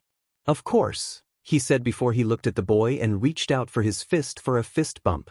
Pass the entrance exam and be the hero you always wanted to be. I'll be rooting for you. Izuku smiled at the man before fist bumping with the older Conduit. I will, I promise. With one last hug, they turned away from each other and the duo went on their separate ways. Unknown to Izuku, Delsin looked back at him and gave him one last smile. Good luck, Izuku, he whispered before smoke dashing away. Izuku had just arrived home. He has a large grin in his face and he kept fidgeting with the chain on his wrist. He even looked at the bag where his new and future hero costume is placed. Saying he was happy is an understatement. He had never felt too blessed all his life. And it's all thanks to Delsin Ro. He would do his best to pass the entrance exam in 9 months in order to not only be a hero but be the first Conduit to become a hero. As he entered the house, he heard that there was a noise coming from the kitchen. Hearing something sizzling and stirring, he immediately thought that his mom was cooking. Izuku remembered the talk he had with Delsin, and even after that he didn't talk to his mom the time he got home like he promised. He thought that he still need to gather some courage to talk to his mom. But remembering the look of sadness he had caused his mom, he couldn't help but feel angry at himself. He needs to talk to her. He needs to apologize to her. And he needs to tell her that he's a Conduit. Breathing in and out, Izuku made up his mind. He walked to the kitchen and saw his mom was cooking something on the stove. He noticed that she was saying, or should I say muttering something. He sweat dropped at his mom's muttering spree. It's genetic, I guess. He walked slowly toward her and hugged her from behind. He had to suppress a laugh when she violently flinched and eeped, in surprise. She looked up and saw Izuku looking at her with a small smile. She went back to cooking. He frowned a little but didn't show it. I'm sorry for yelling at you, Mom, he said in a whisper, hugging his mother tighter. I know I was upset that day, but it wasn't right for me to vent my anger and frustration at you. His mom didn't respond and just continued stirring. Izuku took this as a sign to continue. I'm sorry for being secretive to you, but I only did all that because I know that you have so many problems in your mind. And I don't want you to worry about me. You've done so much for that I can't even thank you well enough. I'm lucky to have you as a mom. He felt tears began to form in his green eyes but refused to let it fall. I want to make it up to you, spend more time with you and be a better son. I want to tell you everything I've been up to for the past 2 weeks and I want to tell you something, he said. Seeing no visible reaction, he looked down. I see, he thought sadly. He was on the verge of crying and only his willpower was keeping his tears from falling. But I know that you're still not ready to talk to me. I'll go rest on my room now. Thank you for listening. Good night. He planted a kiss on her head. I love you, he whispered and released her from his hug. He took a step back and turned away. The moment he closed the door of his room and lied on his bed, he broke down in tears. He felt so ashamed and sad at the same time. He's always got the cold shoulder from his peers and teachers, but it coming from his mom felt so painful. Delson's words came back to him. A boomerang returns back to the person that throws it. He understood it clearly and is feeling the karma of his emotional outburst last time they talked. Izuku didn't mind it. He deserves this pain, this feeling of loneliness, this feeling of emptiness, and he knew it. He sobbed himself to sleep with one thought in his mind. At least I tried. In the other side of the house, we can hear muffled sobs coming from the kitchen as Inko Midoriya cried as she felt the pain in the voice of her son's voice. She wanted to respond to what Izuku had said, as he wanted to apologize to him for being distant and being a bad mother. But after Izuku told her that he kept his pain to himself because he doesn't want to worry, she couldn't help but felt sad and can't find the right words to say. Inko felt the pain when Izuku kissed her on the top of the head and almost cried when he said, I love you, to her. The moment he closed the door of his room, Inko collapsed and covered her mouth to silence out the sobs that tried to escape her throat. I'm sorry, Izuku. I'm so sorry. And that is the reason why laws against public quirk use is made. That's all for today. Class dismissed. With that said, the teacher left the classroom as the students began putting away their notebooks, books, and writing utensils into their bags. Some even exited the room to go home or hang out.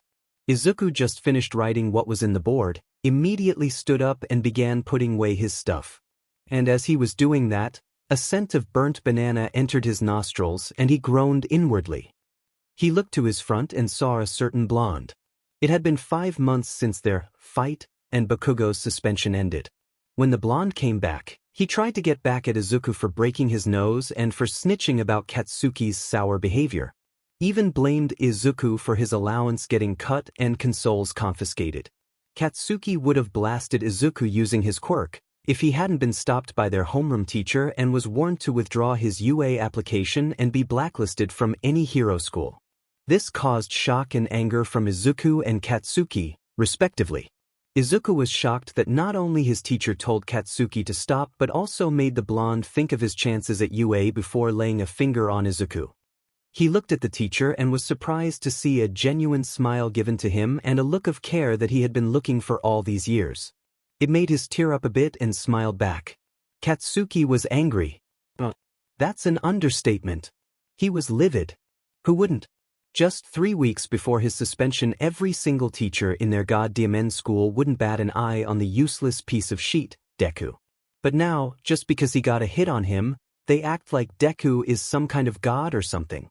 It enraged the blonde and his lackeys didn't even do anything to make Deku's life hell while he was in suspension. Like, why the hell didn't they put Deku on his place? Fing useless. Izuku just shrugged as he collected his stuff and completely ignored the blonde. But Katsuki has a different thing in mind. He began to walk towards Izuku, with his lackey lagging not far behind him but far enough to not end up in the crossfire once again. They knew how Katsuki's explosion felt and they wouldn't want to get hit by it ever again. And they wouldn't want to get punched in the face by Izuku like how he punched Katsuki last time. Where do you think you're going, Deku? He asked in his usual menacing tone that used to scare Izuku. The greenette just ignored him and kept putting away his stuff into his bag, as if he didn't heard the blonde talk. This annoyed the blonde and growled, "Are you ignoring me?" "Duh," Izuku thought, without stopping what he was doing. His lack of response further infuriated the blonde and gritted his teeth. As Izuku was about to take the last notebook, Katsuki slammed his hand on top of the table, making Izuku pause. Everyone who were still in the classroom jumped at the loud sound. He would have flinched like the others if it was still 5 months ago. but experiencing that for 10 freaking years made him immune of Katsuki's special greetings. Bakugo saw this and wasn't happy about the reaction. He had expected Deku to flinch like the coward he is, but instead just paused and didn't even look fazed by his loud slam. As he was about to snap at the quirk genius, Izuku's head rose. The brunette looked at the blonde with a blank expression, an expression that made the explosive blonde angrier. "What do you want, Katsuki?" he said in a bored tone. "I asked you a question, Deku." Bakugo growled out. "And stop calling me Katsuki." "Oh, if I was ignoring you?" "Yeah, obviously." Izuku said nonchalantly and snatched the notebook on the table and putting it inside his bag. "And to where I was going. Where do you think? UA? In 5 months, yeah. But now home." "Are you talking back to me?" Bakugo yelled out in annoyance, not liking how Izuku is talking back to him. Izuku, however, raised an eyebrow. "That's how a conversation works," he said blankly, making the blonde growl even more and some of the people in the room stifle a giggle. Even Katsuki's lackeys were suppressing a laugh. After closing the bag, he slung it on his shoulders and began walking to the door. It took him 2 steps before his shoulder was gripped by an explosion-enhanced grip. "You think you're funny, Deku?" He just stopped walking and looked at his shoulder, before looking at the blonde with narrowed eyes. "Let go of me, Katsuki," he said in a low voice. Though he was unnerved by the brunette's tone, he continued, "Or what, Deku?" he said in a challenging tone, smirk showing. "I will make the broken nose I gave you look like a pimple." The brunette said still in the same tone, but with narrowed eyes. "It didn't hurt since he was a conduit, but his uniform just got ironed this morning and this sweaty but mother trucker is ruining it." Everyone in the room felt a shiver in their spines when they heard Izuku's tone of voice. Some of the girls there can be seen to have a tint of pink on their cheeks, hearing how hot Izuku sounded. Katsuki didn't budge and was about to mock Izuku, when all of a sudden he slammed on the classroom floor. Izuku just performed a perfect judo throw on the blonde. A sickening thud can be heard as Katsuki groaned in pain. The onlookers were shocked at this. Even the lackeys were stunned and winced on how Izuku, the quirkless kid, just threw Katsuki, the best student, to the ground with ease and mastery. They stared at the grunting Bakugo before laying their eyes on Izuku, who was fixing his charred uniform as if he hadn't did the throw. Izuku began walking towards the door, passing by Katsuki's lackeys who were looking at him with awe and fear. He walked towards the door and the crowd began to make a path for him, as if he was royalty or something. Before walking out of the door, he paused and looked back at Katsuki, who was beginning to stand up, painfully. The brunette smirked at the grunting blonde and looked around. He saw some of his classmates looking at him with fear, awe and, "Wait, is that a blush?" He blinked when he saw some of his female classmates have blushes covering their faces and slowly turned then walk away. "Oh boy, don't tell me. Starting to get fangirls?" he said as he sprinted out of the room, not hearing the sudden yell and explosion that echoed in the classroom. Dagoba Municipal Beach Park.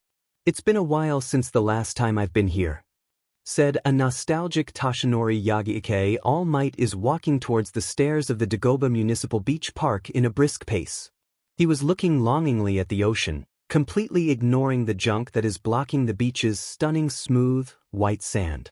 Though looking like a junkyard, Toshinori can't stop but smile at the sight of the once breathtaking ocean as he remembered his days when he was still training with his emperor. This was the same place where he got his quirk from her, and this place will be the same place where he will pass it down. He came here to meet up with his former sidekick, Sir Night Eye, and pass on one for all to his protege, Mirio Togata, also known as Lemillion, a young man with the same physique as and goal as Toshinori. To save people. Though the young teen's goal was to save 1 million people, it's the same thing. As he walked down the stairs of the beach park and saw his former sidekick talking to a young man with a very muscular build and blonde hair arranged in a cowlick. Observing the young man, he immediately guessed that this is Mirio Togata. Looking at the younger blonde, he smiled inwardly. Mirai was right. He does look like a perfect candidate for 1FO. And because of that you just lost the best candidate for 1 for all. All Might paused on his thoughts when he remembered what his former opponent said to him months ago. It plagued his mind and made him overthink his decision-making in his next successor. He may not like Delsin, mainly because the guy humiliated him and Endeavor in front of the top 5 heroes at that time, but he can't argue that the man has a point. The moment he saw Midoriya, he saw a shadow of his old self in the young boy, determination, purity, and a crave of heroism. He rejected the idea of being a quirkless, on the reason of the line of heroics is too dangerous for those who had no power. The boy would be lucky if he passed the entrance exam, though he highly doubt it. However, seeing that the boy was a conduit, it will be possible for him to enter the hero course. Though because of the fate of conduits, he would be lucky if he lasted in class for a week. I want to be a hero. Pokemon. Advanced. Izuku sang to himself as he walked towards the direction of the Dagoba beach to train. After leaving the campus, Izuku changed into his usual training attire. A fat gum hoodie that he bought after selling all his All Might merch over a plain white t-shirt and gym shorts with his usual red shoes. He planned to go straight to Dagoba Beach. It had been 3 months since he visited that place to train. He hadn't been there since a month and 2 weeks after his suspension. He was too focused on his studies. He would always go to the Junkyard Air Beach to train his conduit powers. Practicing his abilities, his use of the chain that Delsin gave him, and experiment on making new moves and combinations incorporated with his chain. Because of the training, he had mastered most of the abilities that Delsin chose. His smoke thrusters, smoke dash, and other mobility moves are perfect. He can perform all of it with ease and without slowing down. His smoke shot and cinder blast are decent but well practiced. So is his sulfur bomb. His cinder missile and orbital drop may need a little bit of practice, but since both moves are widespread attacks and can attract too much attention, so attempting to practice it was a no-go. Though his cinder missile are more practiced than the orbital drop. He has yet to discover how to use or activate his electrokinetic powers. Since he can't find any source of electricity that he can use without risking a massive power shortage in the whole of Japan. A generator or a transformer would be helpful, but those things are too expensive and dangerous, respectively. He'll just train his electrokinesis in UA when he passed the entrance exams. And pass he will. As he turned a corner, Izuku had to stop on his tracks when he heard a loud crash in an alleyway. The alleyway was the same alleyway where Akira dragged him and met and got saved by Delsin. He shivered when he remembered how defenseless he had been that day. Shrugging the memory of, he looked at the dark alleyway with narrowed eyes. Trying to look in the dark, narrow alley. Izuku then had his eyes widen when he saw 3 shadows in the alleyway. And by the looks of it, someone was in trouble. Not really thinking straight, he slowly walked in the alleyway as quietly as he can to not grab attention. As he approached the figures, he saw 2 thugs and a girl with raven hair. Looking closely at the girl, Izuku can see that she is shaking in fear and has scratches on her face. He had to look away when he saw the front of her school uniform slightly was ripped open, revealing an average bust being held by a black sports bra. The girl was backing away from the thugs while whimpering. Izuku then looked back at the thugs and saw that they were grinning and cackling like madmen. He recognized the thugs from the news on TV. Those 2 were the wanted criminals, guilty of theft, vandalism, and some cases of RP. He knew that look of madness and lust coming from the thugs, and it angered him. They were planning on molesting the girl. Enraged, Izuku unconsciously activated his smoke and began sprinting towards the thugs. Not noticing the cloud of smoke racing towards them, one of the thugs stepped forward, the whimpering Ravenet. He was about to take another step when a smoking fist landed on his face and sent him flying towards a trash bin with a loud crash, knocking the man unconscious. The other thug was in a mix of shock and surprised when his partner was sent flying. He quickly looked to Izuku's direction and growled, "You son of a bitch! You'll pay for that!" His fingernails began growing in length and he lunged forward to Izuku. The thug had his claws in a slashing form, only goal is to cut the boy in 2. "Watch out!" The girl screamed at Izuku's direction as the man came only a feet away from him, only to see Izuku getting covered in smoke and the claw pass through him. The girl and the thug blinked in confusion when Izuku disappeared from the man's view and appeared behind him. Izuku then did a move that he saw in Delsin's memory. He covered his hands with smoke and grabbed the man on the head and slammed him to the ground. When the man was on the ground, he pushed smoke into the man's face, knocking the man unconscious. After that, Izuku grabbed the man by his leg and dragged him towards his buddy. When he placed them back to back, he then took out a roll of flex tape he had in his bag and tied the two criminals. Why he had flex tape in his bag, we'll never know. Grunting in satisfaction of his work, Izuku stood up and turned to the girl, who was looking at him with awe and shock. He then walked towards her and stopped in front of the ravenet. The young Conduit then unzipped his jacket, making the girl flinch a bit. She then flinched once again when the jacket was placed on top of her. Wouldn't want you to get cold, right? He asked. Looking up, she saw Izuku reached a hand towards her. The girl looked at his hand and back at him, before grabbing hold of his outstretched hand. Izuku then held it tight as he pulled her up. The girl almost fell if it weren't for Izuku's hand. Are you okay? He asked the girl. She just looked at him and nodded timidly. Thank you, she said in a soft voice. A small blush covered her cheeks when she saw his freckles. Happy to help, he said with a smile. Izuku then looked at the girl and analyzed her face. Now that he looked closely at the girl, he noticed that she has red pupils and a small scar on her right eyelid. He had to stop a blush from forming on his cheeks when he looked at down her lips and saw that she had sharp teeth. Shaking off his thoughts, Izuku let go of her hand and looked at the still unconscious thugs, then back to the girl. Can you call the police to take them? He asked her in a soft tone. Receiving a nod, he sighed in relief. He then took his bag off the ground and slung it on his sleeves. Standing up and looking at the girl who was still looking at him. I'll be leaving now, take care, he said as he began walking away. Hey, wait. The girls called out from behind. Izuku stopped and looked back at her. Yes? He asked, tilting his head. Izuku saw her blush a bit, making him raise an eyebrow. Is she sick or something? What's your name? She asked in a timid voice. Looking down a bit.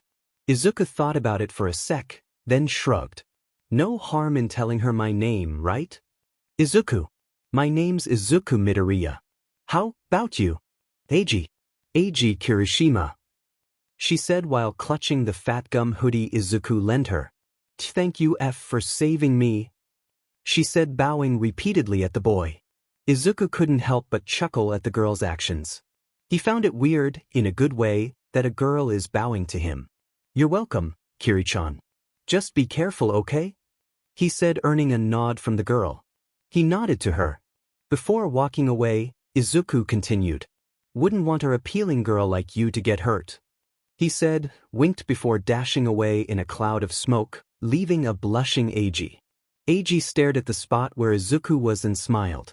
Izuku Midoriya. What a manly name, she though, as she clutched the hoodie covering her damaged uniform. I hope I see you again. She then fished out her phone from her bag and quickly called the police. After the police had taken the criminals and asking for the details about what happened, not mentioning Izuku, she began walking home. On her way home, she entered a convenience store and bought hair dye. She was supposed to come here earlier before those thugs dragged her in the alleyway. They asked for her belongings and threatened her that they will do something to her. Then ripping off her uniform to make a point. Because of fear and shock, she collapsed and froze up. If it weren't for Izuku, she wouldn't know what would have happened to her. Izuku Midoriya. Ah yes, her savior. Her hero.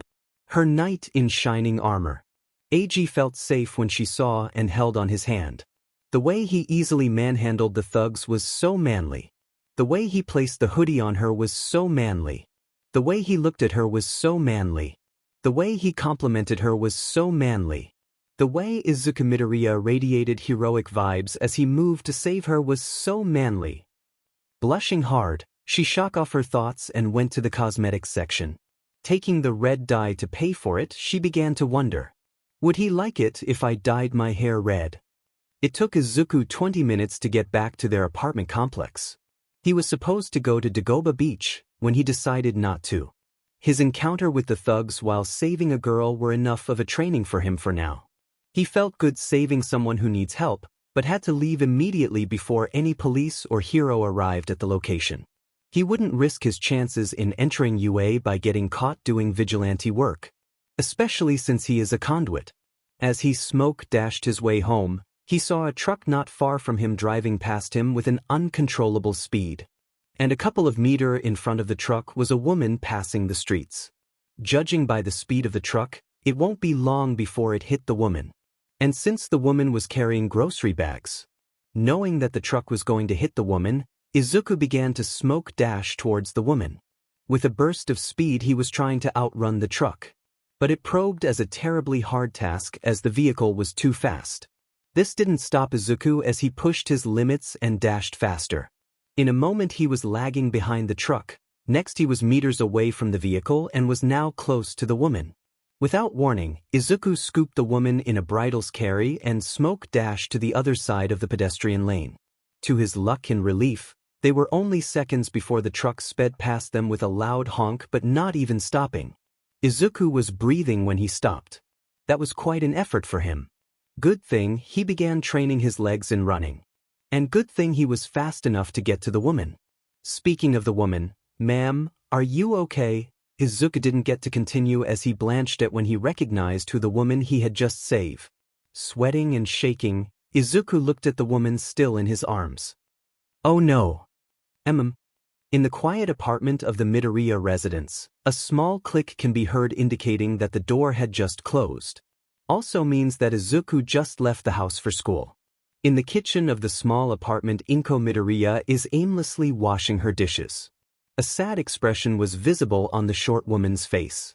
She turned her head at the covered food on the dining table and frowned. Izuku had skipped breakfast again. She let out a small sigh as she went back into drying the washed dishes.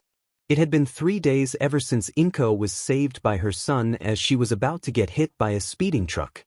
At that day, she saw her quirkless son use some kind of smoke-related powers to keep her from getting hit by the truck. She was shocked and surprised. Somehow, Izuku had unlocked his quirk and had used it to save her from meeting her end. After almost 10 years of being diagnosed as quirkless, he unlocked his quirk. She automatically thought that he will be happy to tell her this, but no. That day when he saw her face and realized who he had saved, only one thing was seen in his eyes. It wasn't shock nor surprise. It was what she least expected to see in her son's eyes. Fear. Inko saw how scared Izuku was when he saw her face. The visible paling of his face. The trembling of his body. The fast and heavy breaths he produced as if having a panic attack. The way Izuku deliberately ran away after setting her down on the sidewalk. It confused her. She expected Izuku to stutter and mutter a 2-page-long explanation of getting caught using his quirk and the quirk itself. But no, he just ran and ran without looking back. Ever since that day, Izuku made his best effort to avoid Inko. And if ever they encounter each other, he would find a reason to get away from her. The thing that confused Inko is why. Why would Izuku be so scared at being seen using the smoke powers? Was his powers considered villainous? And most importantly, why was he so scared that his own mom saw it? Finishing up, Inko went to the living room for rest. It was her day off from one of her jobs and she was supposed to use this day off to clear out her mind from the stress that had happened for the past 3 days. Inko began recalling everything that had happened in the past 5 months. The time Izuku came home late, he informed her that his friend, Katsuki, was bullying him for 10 years and he had enough and fought back, breaking said boy's nose. After that, her son got suspended for 2 weeks and had somehow got attacked by villain twice at the same day but somehow survived unscathed, while Katsuki was attacked by one villain and got hospitalized. Then, Izuku yelled at her when she wanted him to go with her visit the blonde bully. Her son tried to apologize to her but she didn't talk to him. After 5 months during their last conversation, she discovered his son having a quirk but he is scared when she saw it. And that's why we are here. She thought about it all for a while before she began trembling in shame. She had just ignored her son's humble apology and his way of admitting that it was wrong for him to yell at her. And what's worse is that she completely avoided him for 5 months, like she didn't even acknowledge his words. Inko sighed as she placed her face on her hands to suppress a groan. What a mother I am. She stood up from the couch and made her way to her room for a nap when she suddenly saw Izuku's room was slightly open. She was about to walk away from the slightly open door, but when she noticed something odd. Peering inside, her eyes widened with the design of the room. Well, the lack of it. She slowly opened the room and saw that Izuku's All Might-themed room was now a shell of its old self. All of the All Might poster, action figures, carpets, etc. gone. Everything that he collected and paid for the last 10 years, all gone. Now in his room is a plain dark gray wallpaper, covered with art and posters of musicians and other heroes such as Fat Gum, Edge Shot, Best Jeanist, and other more. So much had changed for the past 5 months, and only today that Inko is seeing it all. She frowned as she walked towards the desk near the bed and inspected the contents. There she saw some of his hero journals and picture frames that Inko didn't remember was there the last time she entered the room. Taking the first picture frame, she held it up. Inko's eyes started tearing when she saw the first picture. The picture of a younger Izuku in an All Might onesie being held up by her. Both of them were smiling widely as Izuku's arm was in the air, assuming a hero pose. A/N, the picture at the top. Inko had to keep a tear from streaming down her cheeks as she hugged the picture closely to her. Emotional as she remembered how happy and excited Izuku had been when they were playing heroes. Help! Inko cried out while being covered by a white blanket. A smile covered her face when she heard small footsteps coming from outside the door. The door slammed open, and there came Izuku in his favorite All Might onesie. Arms raised and smile wide as he yelled out, "I am here!" He ran forward as he hugged Inko from behind. Inko giggled and faced her son, hugging him back. "Thank you, my hero." Their smiles and laughter can be heard echoing in the small room of the apartment as the memory faded. This image does not follow our content guidelines. To continue publishing, please remove it or upload a different image. Their smiles and laughter can be heard echoing in the small room of the apartment as the memory faded. Inko calmed down from crying as she wiped her eyes and nose with a handkerchief she had in her skirt.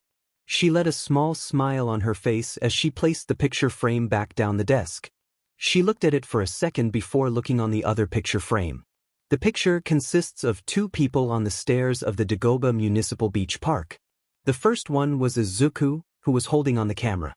His face was a little sweaty and looked like he had spent all day working out. It might be the case if the swollen muscles on his arm is an indication. Inko then looked at the second person who was a little bit at the back in the photo. He was a man in his 30s. He was wearing a red flannel shirt under a white hoodie jacket. Over the jacket was a denim jacket and he is wearing jeans and black Converse shoes. Most noticeable from the man's appearance is a chain wrapped his right wrist and a red beanie on top his head. In the picture, the two were grinning widely while gesturing a peace sign. Inko didn't know the man, but as she looked at the man in scrutiny, the man began to look familiar as time passed by. She was about to give up on recognizing the man when she saw a note at the back of the picture. Looking at it, she quickly recognized Izuku's hasty yet readable handwriting. "Me and Delsin." Her eyes widened when she read the name of the man next to her son in the picture. Delsin Ro, aka as the Bannerman. A conduit that was rumored to use 4 different conduit powers.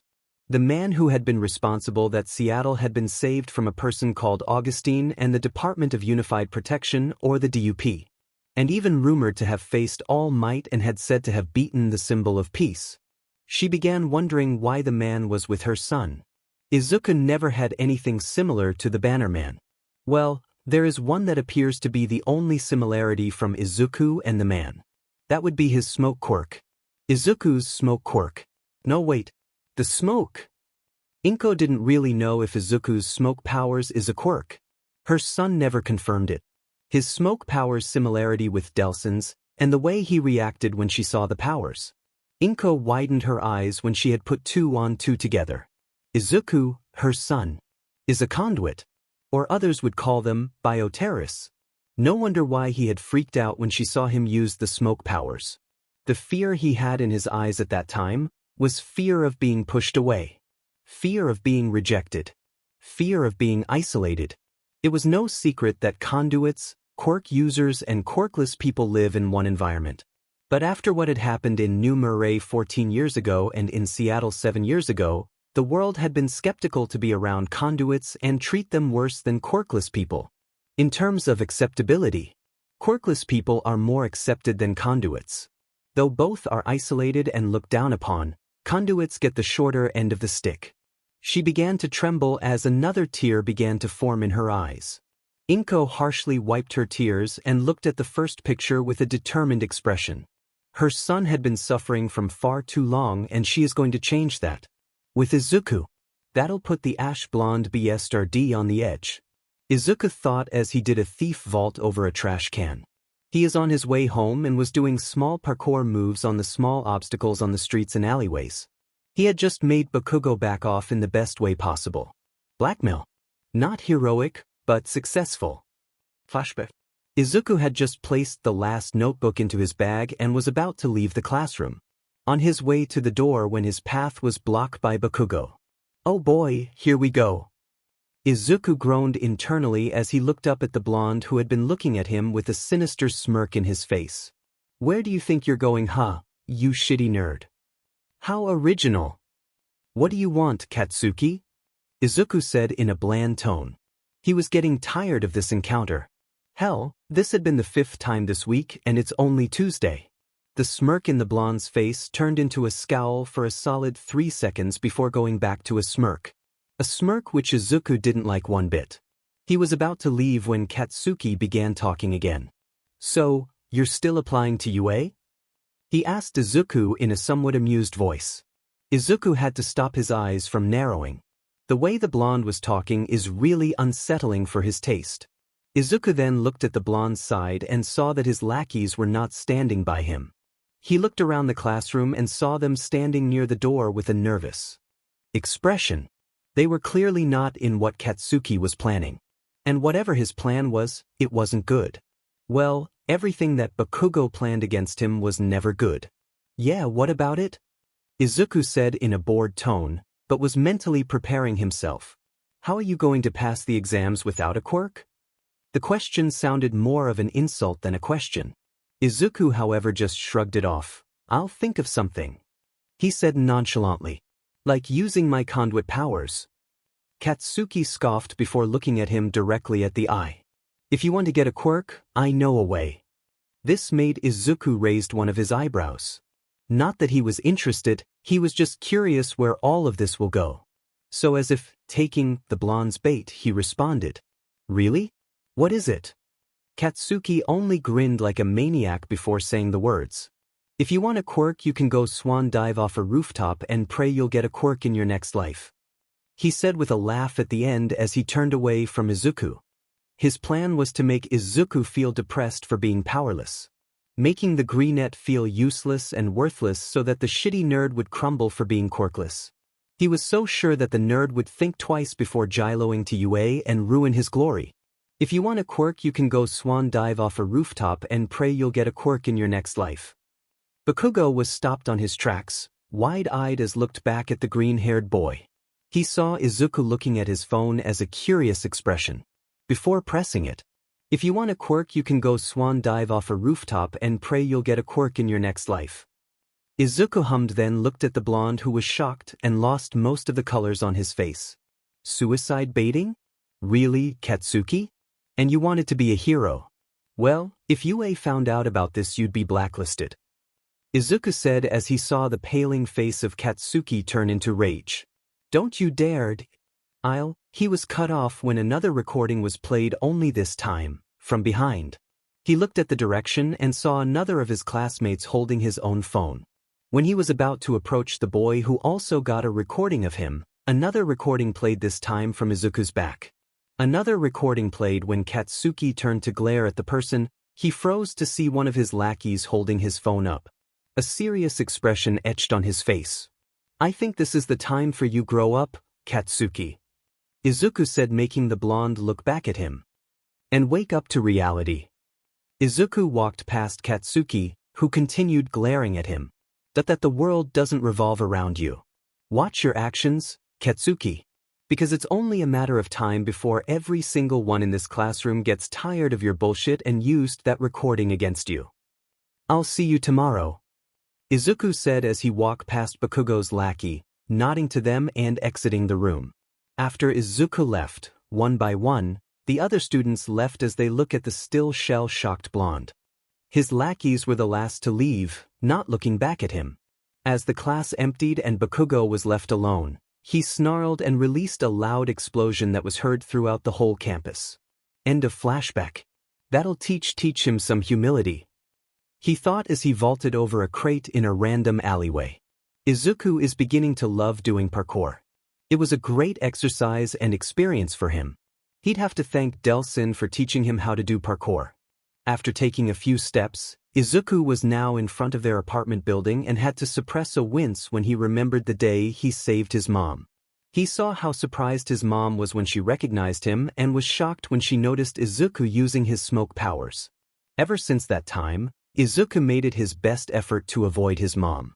Though it hurt her, he just couldn't see her at the moment. The fear of being rejected and getting shunned by his own mom was plaguing his mind. His logical mind shut down when he saw his mom that time and used the anxiety side of his mind. Emotions got the best of him, and he is paying for it. The struggle to look at his mom is the clear evidence. He sighed as he entered the elevator and pressed the floor of their apartment floor. Stopping on the right floor, Izuku exited the elevator and made his way towards their apartment. As he was in front of the door, he grabbed the doorknob and pushed the door open. The moment he opened the door, he was suddenly pulled by an invisible force.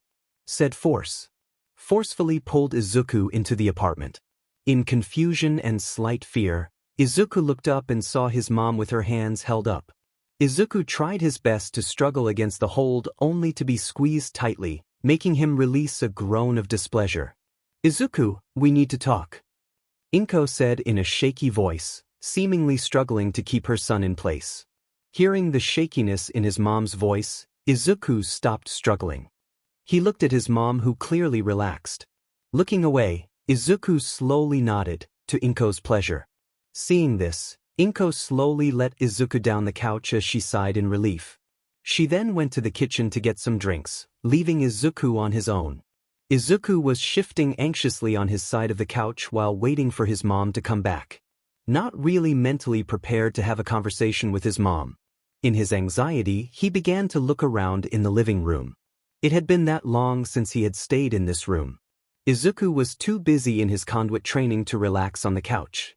If not in training, he was in his room doing his homework, writing quirk entries, and just sleep in general. He was snapped out of his train of thought when a cup was placed in front of him. In front of him was a cup of green tea. Izuku looked at the direction of his mom, who was sitting next to him slowly sipping her tea. Izuku took his cup and slowly sipped it, trying not to burn himself. They stayed like that for a minute or so and was feeling awkward. As Izuku was about to stand up to go to his room as another ditch effort in avoiding the conversation, his mom began to talk. "I'm sorry," she said quietly. Izuku barely heard her. Izuku was about to ask her why when she cut her off. "No, Izuku, listen. Don't talk, please," she pleaded, looking at her son. Izuku shut his mouth and quieting down. Inko took this as an indication to continue. "I'm sorry for everything. I'm sorry for not supporting you on your dream. I had a choice to either support you after the time you got diagnosed as quirkless. But I chose to apologize to you." A tear fell down on Inko's cheek as she recalled the memory. She remembered how Izuku was depressed as he asked her if he can be a hero like All Might. "I was so sad that I failed to give you a quirk. I feel like it was my fault that you can't become a hero. I'm sorry for that, Izuku." Izuku was about to interrupt her when she raised a hand, stopping him in his tracks. Reluctantly, he stopped. Sniffing, she continued, "I'm sorry for avoiding you after our last conversation. I have no reason to do that, but I feel like you might need some time to cool off. So I did just that," she said while wiping off another tear. Inko held her cup in a grip as she continued talking. "But the time that you hugged me from behind and apologized to me, I couldn't find the right words to say, and when you said that you were hiding the pain so that I won't worry had hurt me." She looked back at Izuku only to see he was looking down his cup. His dark green hair covering his eyes but the wet streaks coming down his freckled cheeks. Said it all. He was crying. Taking a deep breath, Inko readied herself on the next thing she was going to say. Here goes nothing. With another deep breath she said it. And I'm sorry that you had to hide to me that you are a conduit. As she said it, she saw Izuku flinch violently. Her son slowly looked up to her with wide eyes and a shock expression. She also noticed that he was shaking. Seeing his reaction made her cry. Yes, I know. I just found out actually.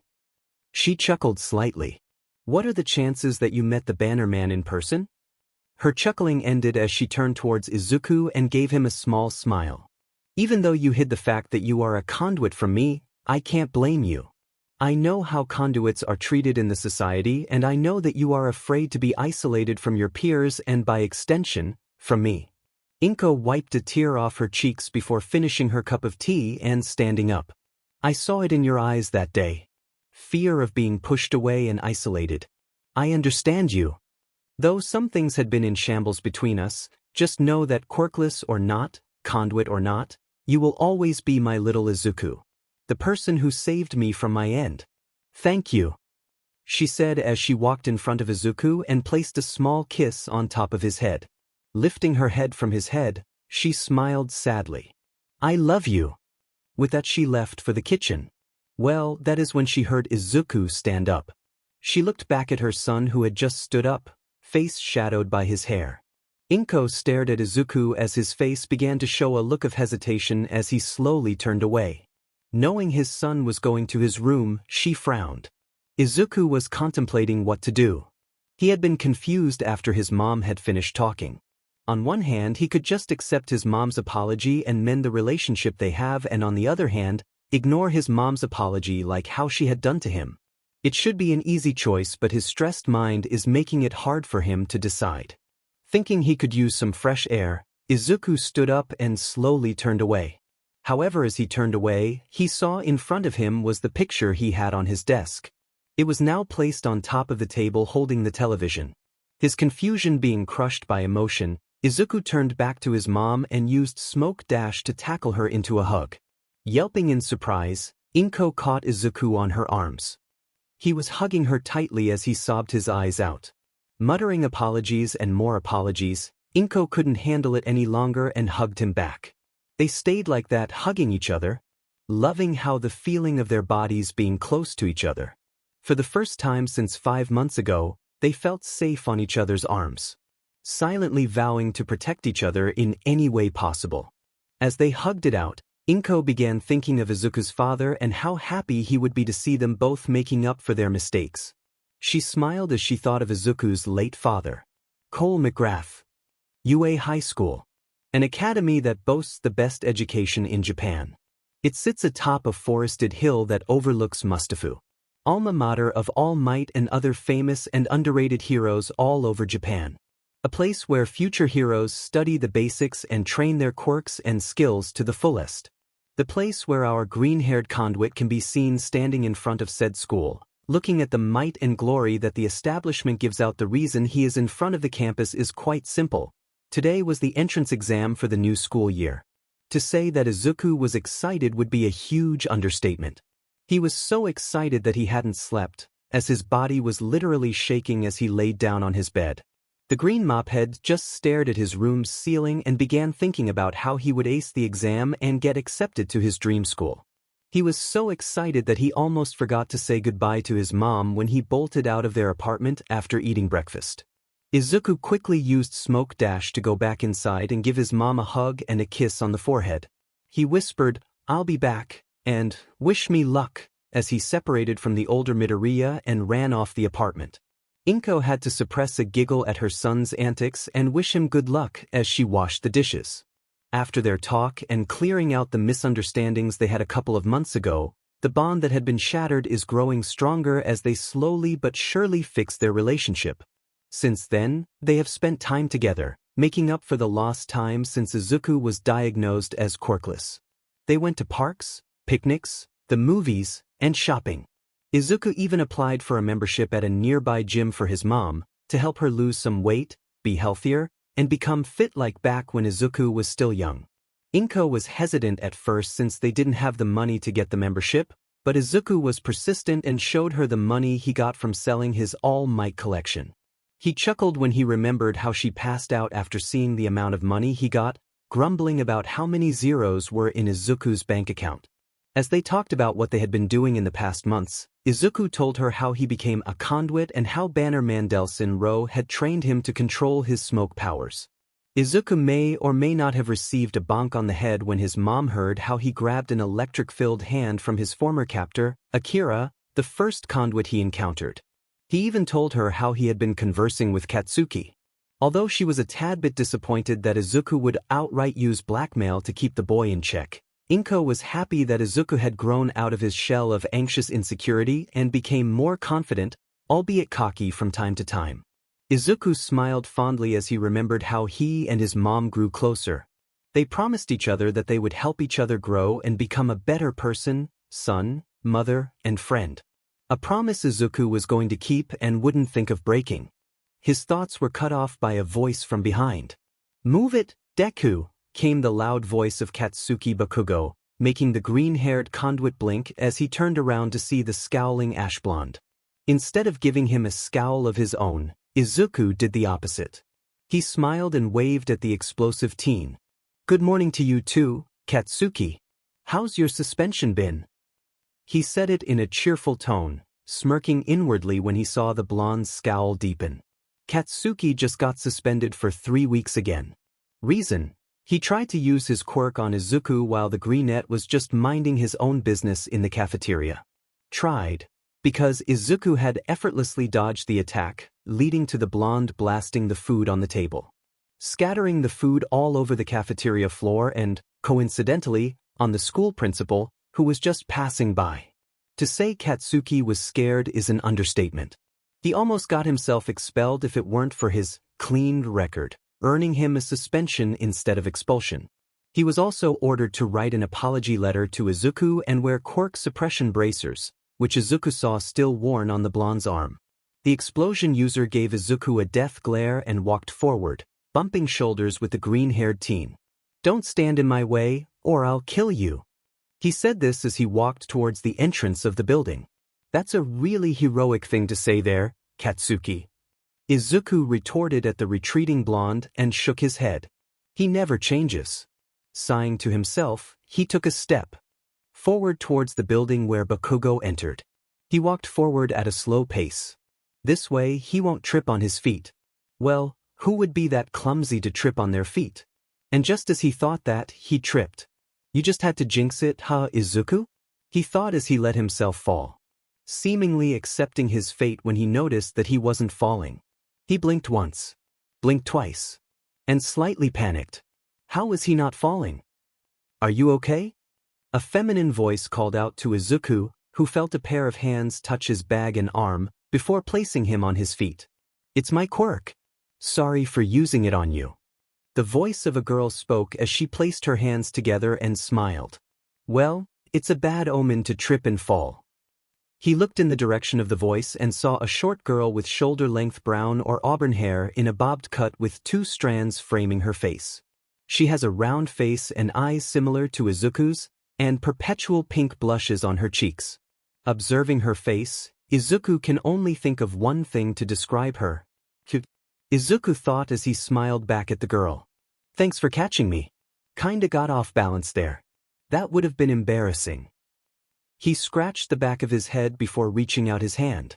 "Sorry. I'm Izuku Midoriya. Nice to meet you." "I'm Ochako Uraraka. Nice to meet you, Midoriya-kun." She said this as she took his hand and shook it. Looking down, Izuku noticed that her pinky finger was sticking out. That made Izuku's eyebrows rise. A touch-based quirk? Interesting. He mentally took note as he and Uraraka let go of each other's hands. Izuku also noted that her hands are cold and soft. That thought made him blush a bit. "It was nice meeting you, but I'll head on first. Good luck to both of us, Midoriya-kun." The girl said this as she walked past Izuku, waving at the greenette, who in turn waved back. "Good luck to you too, Ochako-chan." He said this while smiling at the girl, not noticing the sudden increase in red on her face when he called her by her first name. Not to mention the affectionate suffix. Izuku looked at the retreating girl, her smile still in place. I just talked to a girl. A cute one, that is. He thought as he took a step forward, this time looking down to make sure he wouldn't trip on his feet again. As he entered the building, he looked over his exam room number for the written exam and walked around in search of his room number. As Izuku looked for his room number, in a dimly lit room, a stout man that looked like a mixture of a dog, a mouse, and a bear could be seen sitting in front of the large screen. This person, rodent, is Nizu, the principal of UA High School. Said Chimera was sitting idly on his chair as he read through the files of the examinees, looking at the promising candidates for the hero course. He takes a folder, reads the contents, closes it, and places it on the table. He repeats this with the other files, over and over again, until he stumbled upon an interesting file. Izuku Midoriya, 15 years old. Aldera Middle School. Quirkless. Nizu raised an eyebrow at this. He had expected that there would be quirkless students attending the entrance exam. He was the one who released the rule of allowing quirkless students to try on the exams. But something about this particular student piqued the Chimera's interest. He began to read the boy's record to study just who Izuku Midoriya is and what makes him special in Nizu's eyes. As he read the green-haired boy's file, a maniacal laugh could be heard throughout the corridor, scaring those who walked by or entered the room. Well, that written exam was a lot easier than I anticipated, Izuku thought as he took a seat next to a fuming Bakugo, who had glared daggers at him. Izuku just ignored him and took the leaflet that one of the examiners gave him before entering the room. He analyzed the information in the handouts and nodded to himself. So the practicals consist of earning points by destroying villains in a form of robots. The robots vary in shape, size, and the number of points they give out. Villain points. The robots consist of 4 types, one with 1 point, one with 2 points, one with 3 points, which is the highest point, and 0 pointers. The one that is considered worthless but has a red warning sign on it, meaning it is the most difficult to handle. Izuku furrowed his eyes in confusion when he read this.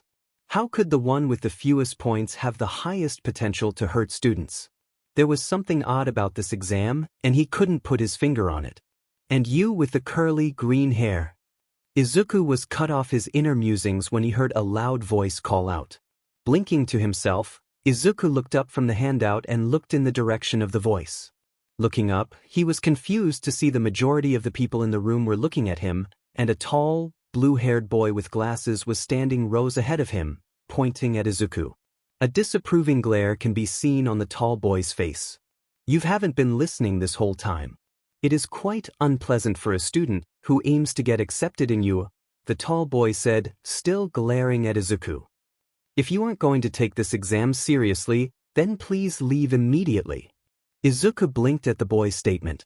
He chuckled inwardly, knowing he had gotten too focused on the handout that he zoned out.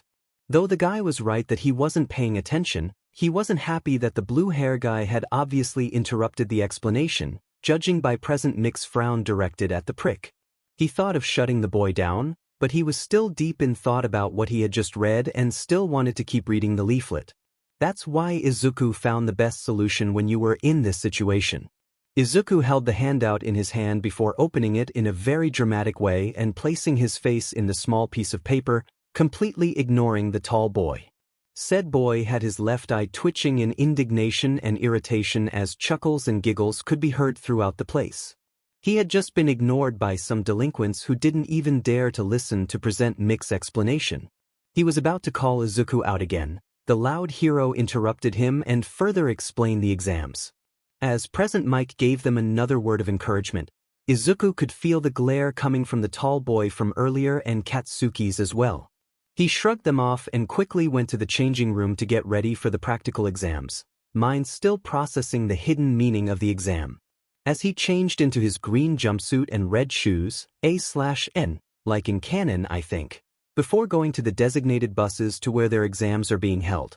This place is massive, Izuku said to himself as he whistled in amazement at how wide the replica city district is. He began doing light stretches as he waited for the exam to start. Midway through his stretches, he looked around to see who he is with. He saw everyone doing their thing, talking to each other, doing stretches, meditating and, weirdly enough, winking in a random direction. As he was looking around, his eyes saw a familiar patch of auburn hair. Near the gates, he saw Uraraka standing there, eyes closed, fanning herself. Judging by her looks, Izuku can tell that she's nervous and is trying to calm herself down. Izuku smiled at this and decided to leave her alone. His eyes then wandered to the top of the gate, and he saw the gate slightly move. Izuku took that as a signal to get ready. He took a step to head towards the front of the group. Coincidentally, towards Uraraka. That girl seems to be doing some kind of meditation. A voice called out. Izuku knew, by the sound of it, that it was the tall, blue-haired boy from earlier. The guy seems to be bothering someone, but Izuku didn't mind it since he wasn't the one the guy was talking to. Or so he thought when a hand gripped his shoulder, making him turn around. Izuku's green eyes met glaring dark blue ones. "Why are you here?" To interf. He was cut off when Izuku slapped his hand off the conduit's shoulder. Eyes portraying annoyance. "Okay, don't touch me. What do you mean by interfere? I was just trying to go to the front since it's too cramped in here. I can't move well," Izuku said with a glare as he pointed to the front of the crowd, which had more space. "And finally, why don't you stop jumping to conclusions and mind your own goddamn business? Just because you look similar to Ingenium doesn't give you the right to judge people when they're clearly minding their own business," Izuku said as he stomped to the front, making the tall boy blink at his action. The crowd began to murmur some inaudible things, when Izuku suddenly turned into a cloud of smoke and dashed towards the slightly open gate. The rest were confused at this and were about to laugh and call out Izuku for his stupidity, when Present Mix's voice echoed throughout the place. "Begin." They were all startled by the loud voice and looked at the gate, where Izuku had just made through the exit. Dumbfounded, everyone in the section blinked as they stared at the spot where Izuku had been. At that moment, Present Mix's voice rang once again. "What's the matter? There's no such thing as a countdown in a real battle. Go! Run!" With that, the remaining examinees began frantically running towards the gate. As they exited the gates, they were flabbergasted to see Izuku hitting, breaking, and slashing every robot that came into his sight with a long chain. All the while, counting out loud. Uraraka looked at the green-haired boy with awe and amazement.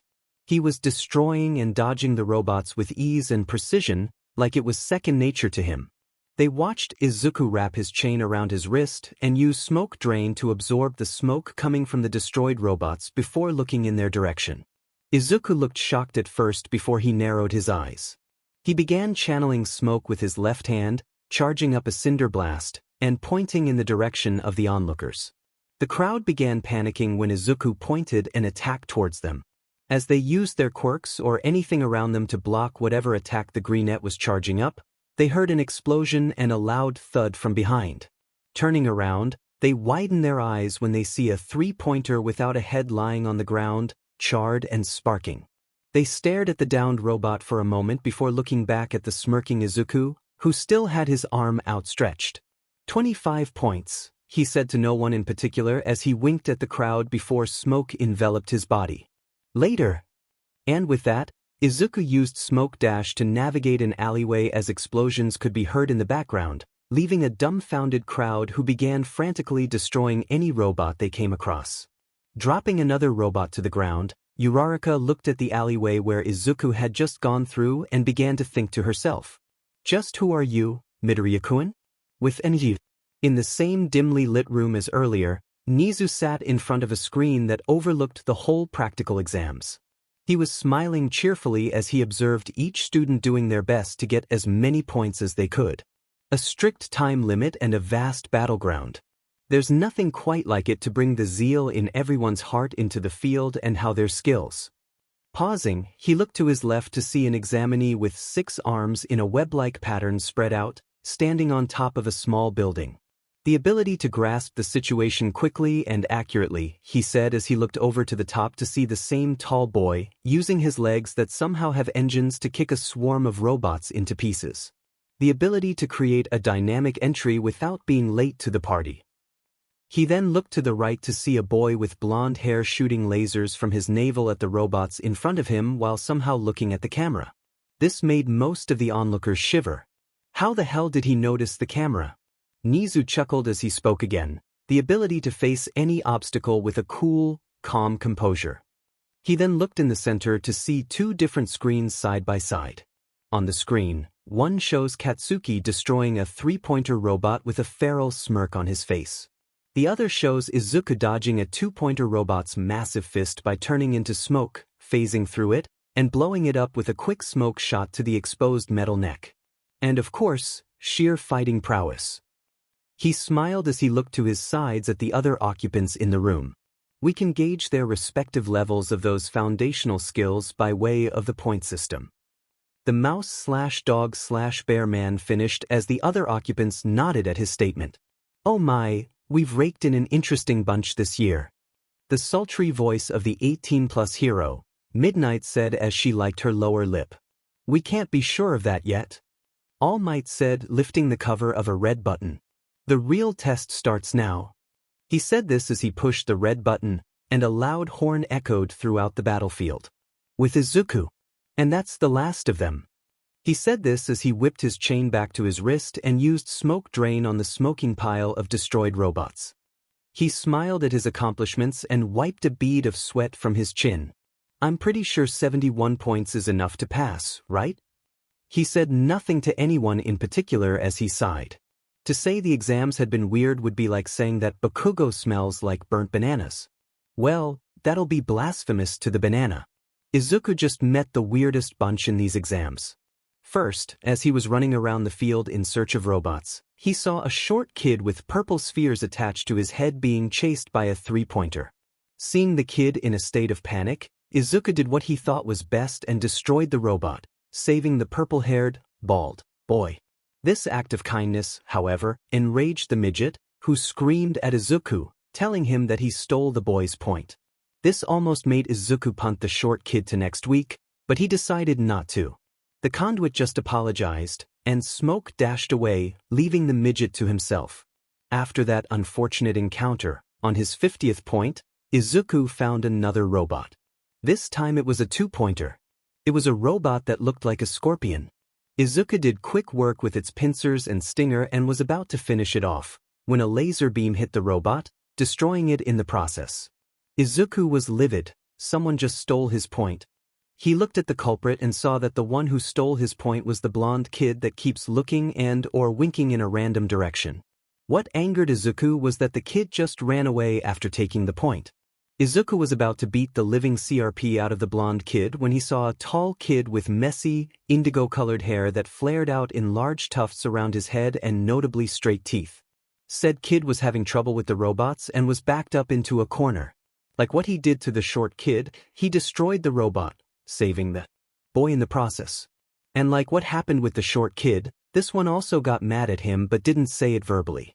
He just glared at him, slapped off the outstretched hand that Izuku offered when he fell down, and walked off without even saying thank you. At this moment, Izuku got angry and just released all the built-up anger on any robot he saw. In just a minute or two, he got 19 points, making him earn 69 points in total. Izuku was about to leave that area when a two-pointer dropped down in front of him, and out of reflex, he used his chain to WHP the poor excuse for a toaster and cut its head off. Izuku was pulled out of his thoughts when the loud sound of a horn echoed around the replica city district, followed by a small earthquake and distant explosions. The earthquake startled Izuku a bit, and before looking around, he saw a vent on the side of a building and used vent dash. Popping out on the rooftop of the building, he quickly analyzed the situation. Looking down, he saw all of the examinees running away from something as the earthquake continued. By earthquake, he meant the zero-pointer robot was a couple of meters away from his location, destroying every building it came across. He looked down the path where the gigantic robot was moving and gained wide eyes as his heart skipped a bit. He looked down the path where the gigantic robot was moving and gained wide eyes as his heart skipped a bit. This image does not follow our content guidelines. To continue publishing, please remove it or upload a different image. Down there, he saw Uraraka under a rubble, struggling to get out. By the look of her pale face, she overused her quirk, whatever it is. Without thinking, Izuku summoned his smoke and jumped down the building, landing with a loud thud. He began smoke dashing towards the fallen girl's direction. Not noticing the taller boy with blue hair running past him, looking at him with shock. Izuku continued dashing forward before stopping in front of the girl. Kneeling down, he touched the girl's hand and looked at her worriedly. "Are you okay, Ochako-chan?" he asked, looking at her while slipping glances at the rampaging robot. The girl didn't answer verbally, but just gave him a look and shook her head. Izuku zied on his teeth and studied the rubble on top of the girl's leg. He saw that it was just one large slab, and with his enhanced strength, Izuku could easily lift it. "She only needs to crawl." "Can you move?" he asked the girl. Uraraka shook her head again and winced. "I think my ankle is broken." That caused Izuku to panic and look at the zero-pointer, which was almost near them. He didn't hesitate. Touching the slab, Izuku used his enhanced strength to gently push the slab off the girl.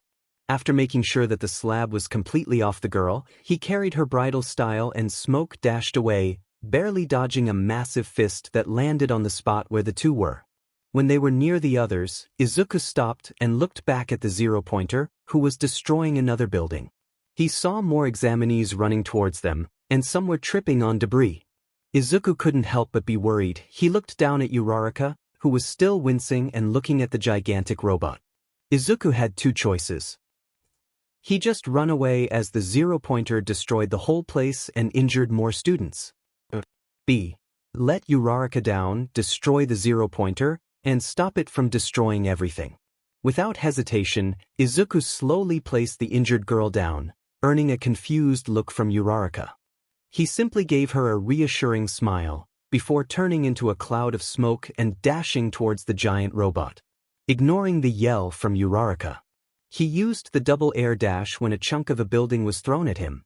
Izuku landed in front of the giant robot and crouched down. He was about to use a move that he never really practiced, just told of its details. As he crouched down and charged up the orbital drop, the behemoth saw him and sent its massive fists towards him. The onlookers began to panic, even the UA staff, with the exception of Nizu and All Might, who had seen Izuku approach the zero-pointer.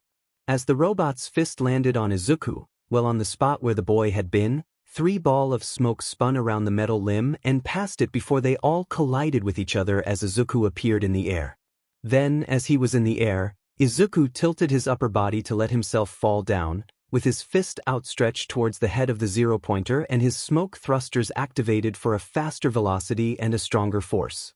Then, as he was in the air, Izuku tilted his upper body to let himself fall down, with his fist outstretched towards the head of the zero-pointer and his smoke thrusters activated for a faster velocity and a stronger force. This image does not follow our content guidelines.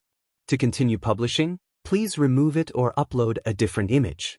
As Izuku's smoke-covered fist collided with the zero-pointer, a massive explosion occurred, making the other examinees cover their eyes to shield them from the blast. Then the sound of clattering rubble and metal could be heard as they removed their hands from their eyes. What they saw made their eyes widen. The once enormous robot can be seen shattered into literal pieces. Smoke covered the whole place as the rest of the robot caught fire. They were still looking at the destruction that had happened when the smoke in the place began to move in an unusual way, as if it were being sucked by a vacuum.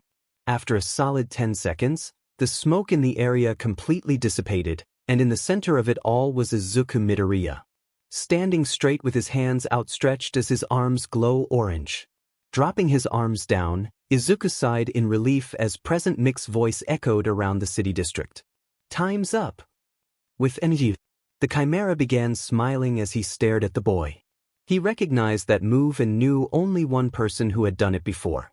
The most important qualifications of a hero: the spirit of self-sacrifice. Nizu said as he picked up Izuku Midoriya's file once again and stared at the boy's ID pictures stapled on the file. "Strong kid, I'll give you that." The voice of Vlad King rang in the room. His statement earned him nods of agreement from his co-staff. "I call dibs." Midnight's cheerful and excited voice echoed in the room, earning her waves of groans and sighs. Shota Aizawa, aka Eraserhead, just shook his head while grumbling about not getting for the sheet. Izuku Midoriya is a very interesting student indeed. Nizu spoke up, making the people in the room look at him. Smart, strong, and has a heroic and kind nature. He is highly spoken of by the principal of his school and has a clean record, he said, not taking his eyes off the file. Present Mike, who just entered the room right after Midnight talked, made his presence known. He's definitely going to be in the hero course, right?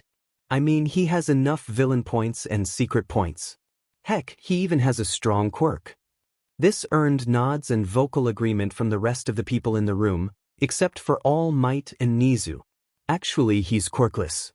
Nizu said blankly at the group, making a tense silence from the group. He smirked inwardly as he began mentally counting. What? The group had to cover their ears as Present Mike and Midnight's voices echoed in the small room. Nizu began to laugh maniacally as he saw the ridiculous looks the two pros were giving him, if he only had a camera. What do you mean he's quirkless? You saw how he demolished the zero-pointer? No quirkless person can do that. The voice of Higuri Majima, aka Power Loader, spoke up. A tone of incredulity can be heard in his voice. Also, what can you call that smoke thingy he used? That's definitely a quirk. Midnight said as she replayed the footage of Izuku destroying robots with smoke shots and cinder blasts. But that is the truth. He is most definitely quirkless. It confirms here in his file that he really is quirkless, he said as he passed the file to Aizawa, who immediately scanned the file. Which means his powers aren't a quirk. The people in the room stayed quiet as they waited for Nizu to continue when Aizawa groaned, getting their attention. You don't mean, he grumbled as Nizu's smile widened. Yes. He nodded and looked at the screen. Ladies and gentlemen, it looks like we have a conduit in the exam. A week later, Izuku sat nervously in his room as he stared at the envelope that contains the letter from Yua.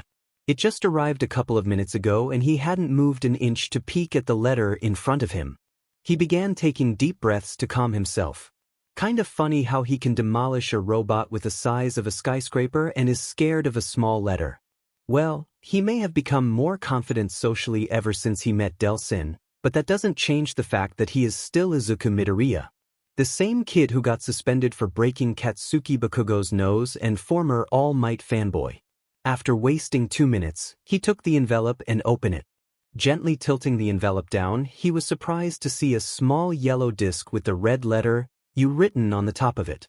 Izuku inspected the disc for a bit before finding a small button on the side.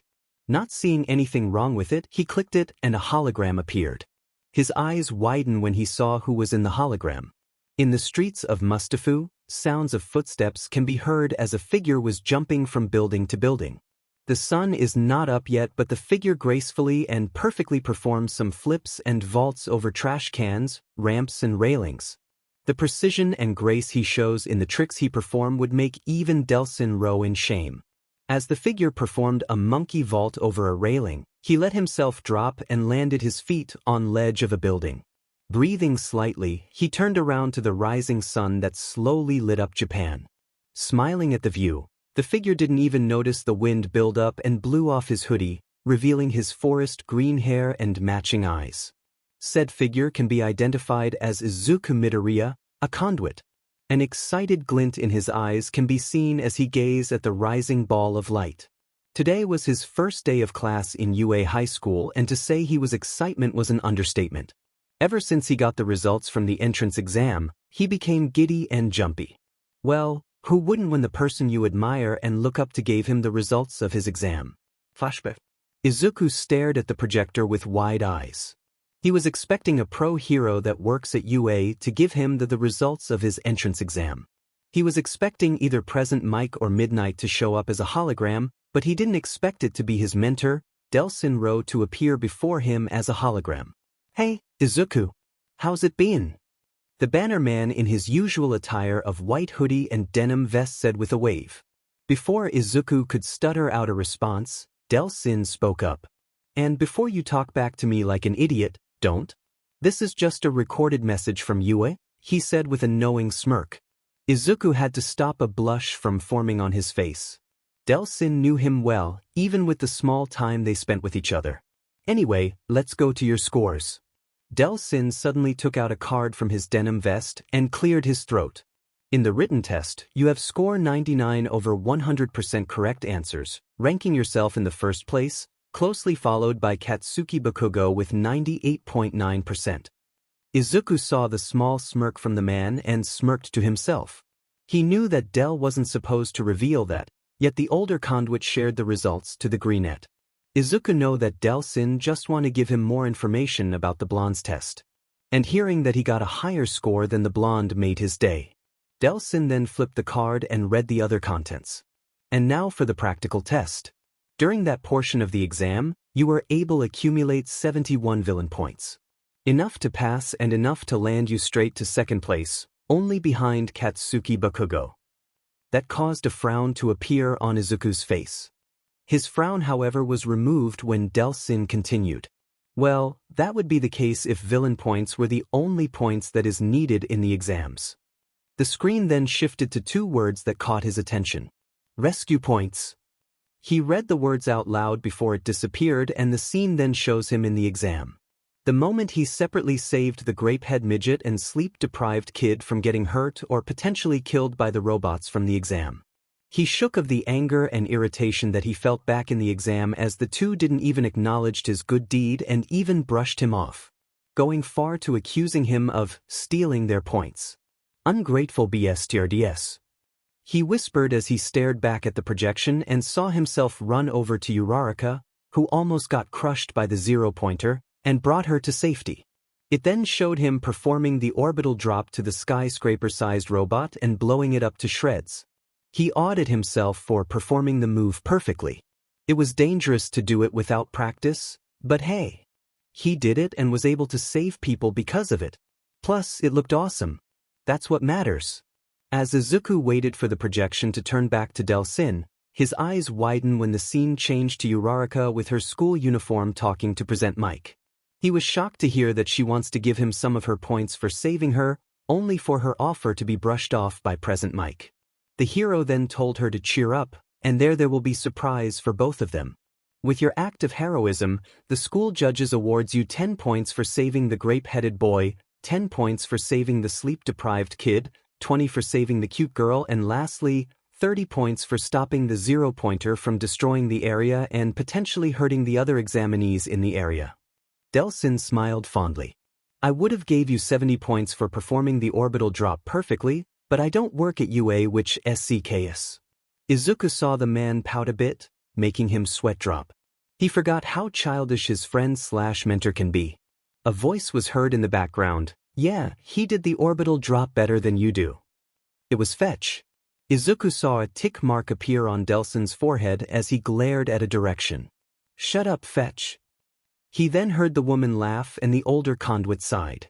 Izuku couldn't help but chuckle at the duo's antics. God, I miss them. Anyway, adding them up, you have accumulated a total of 70 rescue points, and adding that to the villain points, Izuku Midoriya, you have gained a total of 141 points.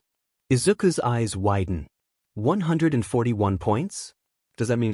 Which means you not only ranked first place in the practical test, you also beaten All Might's personal record of 115 total points. Great job. The screen then showed the list of the rankings, and Izuku immediately saw his name above Katsuki. Izuku Midoriya VP, 71, RP, 70. Katsuki Bakugo VP, 77. RP, 0. Eiji Kirishima VP, 39, RP, 35. Ochako Uraraka VP, 28, RP, 45. Ibra Shizuki VP, 36, RP, 32. Itsuka Kendo VP, 25, RP, 40. Tenya Ida VP, 52, RP, 9. Tetsu VP, 49, Art 10. Fumikage Tokoyami VP, 47, Art 10. Yosetsu Owaze VP, 50, RP 6. Seeing his name above Katsuki's name gave Izuku a feeling of pride and dread. Pride, because he just defeated Katsuki on something that is mathematically counted. Dread, because he knows that there will be an inevitable confrontation with the blonde tomorrow. Well, that will be a lot of explaining for Izuku. Or will it? shaking his head out of his thoughts of Katsuki. He looked back at the hologram which returned back to Delsin. He smiled at his mentor's face and listened to him talk. Congratulations on passing the entrance exam and welcome to your Hero Academia. You will be attending as a part of Class 1A of the Heroics Department. I hope you do your best and kick some butt there. Delsin's voice was cut off from another voice, this time coming from another man which Izuku doesn't recognize. Delsin, we have a situation near the Empire State Building. It's him again. The voice said with annoyance in the end. Delsin sighed. Him again? This is the 7th time this week and it's only Tuesday. He grumbled before looking back at Izuku. Well, that's all I guess. Good luck, Izuku. I'm so proud of you. Till we meet again, I'll be rooting for you, he said before turning around. Send me the cordon, was the last thing Delsin said as the projector ended. Flashback end. Izuku smiled as he remembered that moment. He immediately ran to his mom and told her the news. Let's just say that Izuku had to open every window in the apartment to drain the flood caused by his mom's tears. To how she does that is an enigma to him. Probably a dormant quirk, or genetic. After they calmed down, by them, I mean Inko, his mom prepared him a large bowl of katsudon to celebrate his achievement, which he ate with glee. As Izuku jumped off the ledge of the building and landed gracefully with the help of Smoke Dash. It had been a habit for Izuku to do free running ever since it had been introduced to him by Delsin. After learning and struggling to keep up with his mentor, Izuku had made it a morning ritual to do some laps before the sun rises. With this it helps keep his free-running skills and the coordination of his body. It also helps Izuku calm down from his problems. Problems caused by one Katsuki Bakugo. As Izuku expected, the ash-blonde boy threw a hissy fit after seeing the results of their entrance exam.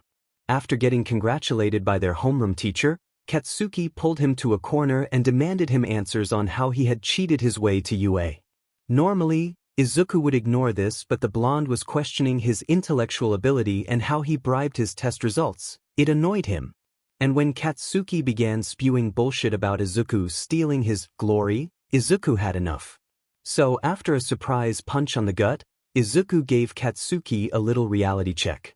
He told the blonde that he didn't give a DMN about his so-called glory, and called Katsuki stupid for assuming that UA, the best hero school in Japan, would be that easy to bribe. After that Izuku left the blonde boy on the ground, cursing and grumbling about quirkless losers looking down on him. Izuku was brought out of reverie when his wristwatch began beeping. Looking at it, he nodded to himself when he saw that it was almost time for him to get ready for school. With a quick smoke dash, Izuku made his way home without getting noticed by any patrolling heroes or police officers. He was excited to go to UA. The first step of becoming a hero. The first Conduit hero. Shodaizawa, also known as Eraserhead, quietly sat comfortably on a sofa in the teacher's lounge while looking over the files of his soon-to-be students, if they don't get expelled in the first day. He was more focused on the one particular student he found interest in, Izuku Midoriya. Ever since he found out that the boy was a conduit, and Nizu confirming it to the rest of the staff of the boy's conduit status, some of the staff were pushing for Midoriya's instant expulsion. But Nizu quickly rejected this and told them that the boy would do no harm to the school. Though some of them were still skeptical at this decision, reluctantly agree, when Nizu threatened to remove them of their hero ranks if they ever touched the boy. Aizawa was confused at this. Why would Nizu want a conduit to enter the school? Is it because of his power similarity to a certain bannerman? He was snapped out of his thoughts when the school bell was heard throughout the campus. Sighing, he stood up and placed the student files on the table and walked out of the door, his trusty yellow sleeping bag in hand. He still has a class to teach. Or expel. Whatever comes first. And whatever Nizu's reason is, Shota Aizawa didn't know what it is. But he will follow what Nizu ordered. Just like what Nizu always says. The rat god is always right. Whatever that sheet means. 1A, 1A. Where the heck is class 1A? Izuku said as he ran the hallways of UA. He had came in early after he ate breakfast, changed his clothes to his uniform, and said goodbye to his mom. When he entered the campus, he marveled at the beauty of said school. As he passed the hallways, he noticed that there are no students walking around the hallways. probably because he was so early. Or maybe because it was the first day. Izuku noticed this from his middle school class. Not much students go early due to there are no lesson on the first day of class. Maybe it's just him. Shrugging that thought out his mind, he continued his search for his class. Reaching his classroom, he stared at the size of the door for solid 5 seconds before entering. As he entered, he noticed that he was the first one there. Again, not surprised by this. He walked towards the back corner of the class, and took the furthest spot near the window, A/N, Momo's cannon spot. Looking at his phone, seeing that he still has 50 minutes before class starts, he set an alarm for 35 minutes and dozed off for a bit. There was still time for some much-needed rest. 34 minutes later. Don't put your legs on the desk. Don't you think that's disrespectful towards our upperclassmen? Before the alarm could go off, Izuku woke up when he heard bantering. Lifting his head up a bit to look at the commotion. At the sight of the people causing the ruckus made his eyes twitch. Of course they're here. He thought sarcastically as he rubbed his eyes and stretched while staring at the two people, who he wished were not in his class with a deadpan look. Katsuki Bakugo and the blue-haired guy from the exam. He saw the blue-haired guy standing beside Katsuki's desk, while the blonde sat back with his feet on the desk. He saw the blonde scoff. No. As a matter of fact, I don't really care. Which middle school are you from anyway, you extra? Hearing this made Izuku's eyes roll. Bakugo never changes. I'm from Somei Junior High School. My name's Tenya Ida. The tall boy said, introducing himself to the blonde who just smirked. Well, at least that's what Izuku thought the blonde was doing. He was at the back of the class. Somei? Well, aren't you an elite? Another reason for me to crush you. Bakugo boasted, making Ida flinch incredulously while Izuku snorted at the boy's reaction. Crush me? Do you really want to be a hero? Ida gasped in shock. Izuku blocked the two idiots bantering and used that moment to look around the class. It was almost filled with students. He looked at his classmates and found them interesting. Mainly a girl with two-toned hair, a pink-skinned/haired girl with cute horns, a boy with a raven head, a girl with vines for hair and a girl with spiky red hair. The last one looks familiar and feels like he already met her somewhere but he couldn't remember where. As his eyes traveled around the classroom, that was the moment a figure appeared in front of him. Midori Yakuin. I knew I recognized that mop of green hair somewhere. Glad to see you here. He looked at the person who was in front of him and widened his eyes. A smile made its way to his face. Ochako-chan. Looks like you passed. Izuku said, greeting the brunette, who smiled back at him. As Izuku conversed with Uraraka, a blur of blue made its way in front of the greenette. It was Ida, who was looking at Izuku with a disappointed look on his face. Excuse me. I'm Tenya Ida from Somei Junior High School. It's nice to meet you, but sleeping in class is not a great trait of a hero. Ida said as he chopped his left arm in the most robotic way possible. Not wanting to deal with the annoying and/or noisy teen, he looked at Ida with a blank expression. You said something? Instantly, Ida fell on his face comically. Izuku heard laughter and giggles from the class and made him look around the other students. He was so sure he saw a patch of purple sphere somewhere near his row in front of him as his eyes locked with Katsuki, who was glaring at him with hate. Not really caring, Izuku looked away from the blonde who was ready to lunge at him. Deku, UBSTRD. Katsuki thought as he glared daggers at the greenette, plotting ways to put him to his place. As his classmates laughed at the still-downed Ida, Izuku's eyes went to the door as it opened. He was confused when no one entered, but caught a glimpse of yellow on the ground. He then straightened his body and turned to Uraraka. The girl was patting Ida, who just got up. I think you two should go back to your seats. The teacher is here. He whispered to the two, who raised their eyebrows at him. Uraraka just shrugged and went to her seat while Ida was about to ask him what he meant by that when a voice cut him off. If you're all here to socialize, go elsewhere. A voice said coming from the door, making the class WHP towards his direction. What they saw was a man in a yellow sleeping bag, lying on the floor. The man looked at the students with a blank expression. The man then took out a juice box and like a maniac emptied the whole thing in one go. Who the hell is this guy? Was the thought of every single student as they watched the man crawled like a caterpillar to the center of the classroom. Izuku looked on the man with interest. Once the man was in the center, he shifted in his sleeping bag and came out of it. He then stared at the class for a second before speaking. Excluding the green-haired kid at the back, it took you all 8 seconds to quiet down. Disappointing, but oh well. He said, taking a quick glance at Izuku before continuing. I will be your homeroom teacher, Shota Aizawa. Pleasure to meet you, Aizawa said in a tired tone. The class were wide-eyed at this. There's no way this hobo is our homeroom teacher. They all thought as the man began rummaging in his sleeping bag, somewhat looking for something. As the man searched in his sleeping bag, Izuku looked at the man with analytical eyes. The man was wearing a black long-sleeve shirt, black breathes, bandages around his neck as a scarf, and a pair of yellow goggles can be seen on his neck. As he was looking at the man, Aizawa took out what looks like a pair of dark blue breathes with white vertical lines going up the legs and a dark blue short-sleeve shirt with white lines that formed the letters U and. The man threw it at Ida, who was the only one not in his seat. Wear those immediately. And quickly go to the training grounds in 15 minutes.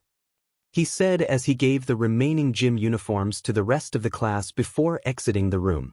Izuku, right after getting his gym uniform, stood up and walked out of the room to change. His classmates quickly followed his example and went to the changing rooms. After changing, everyone immediately made their way to the training grounds as instructed.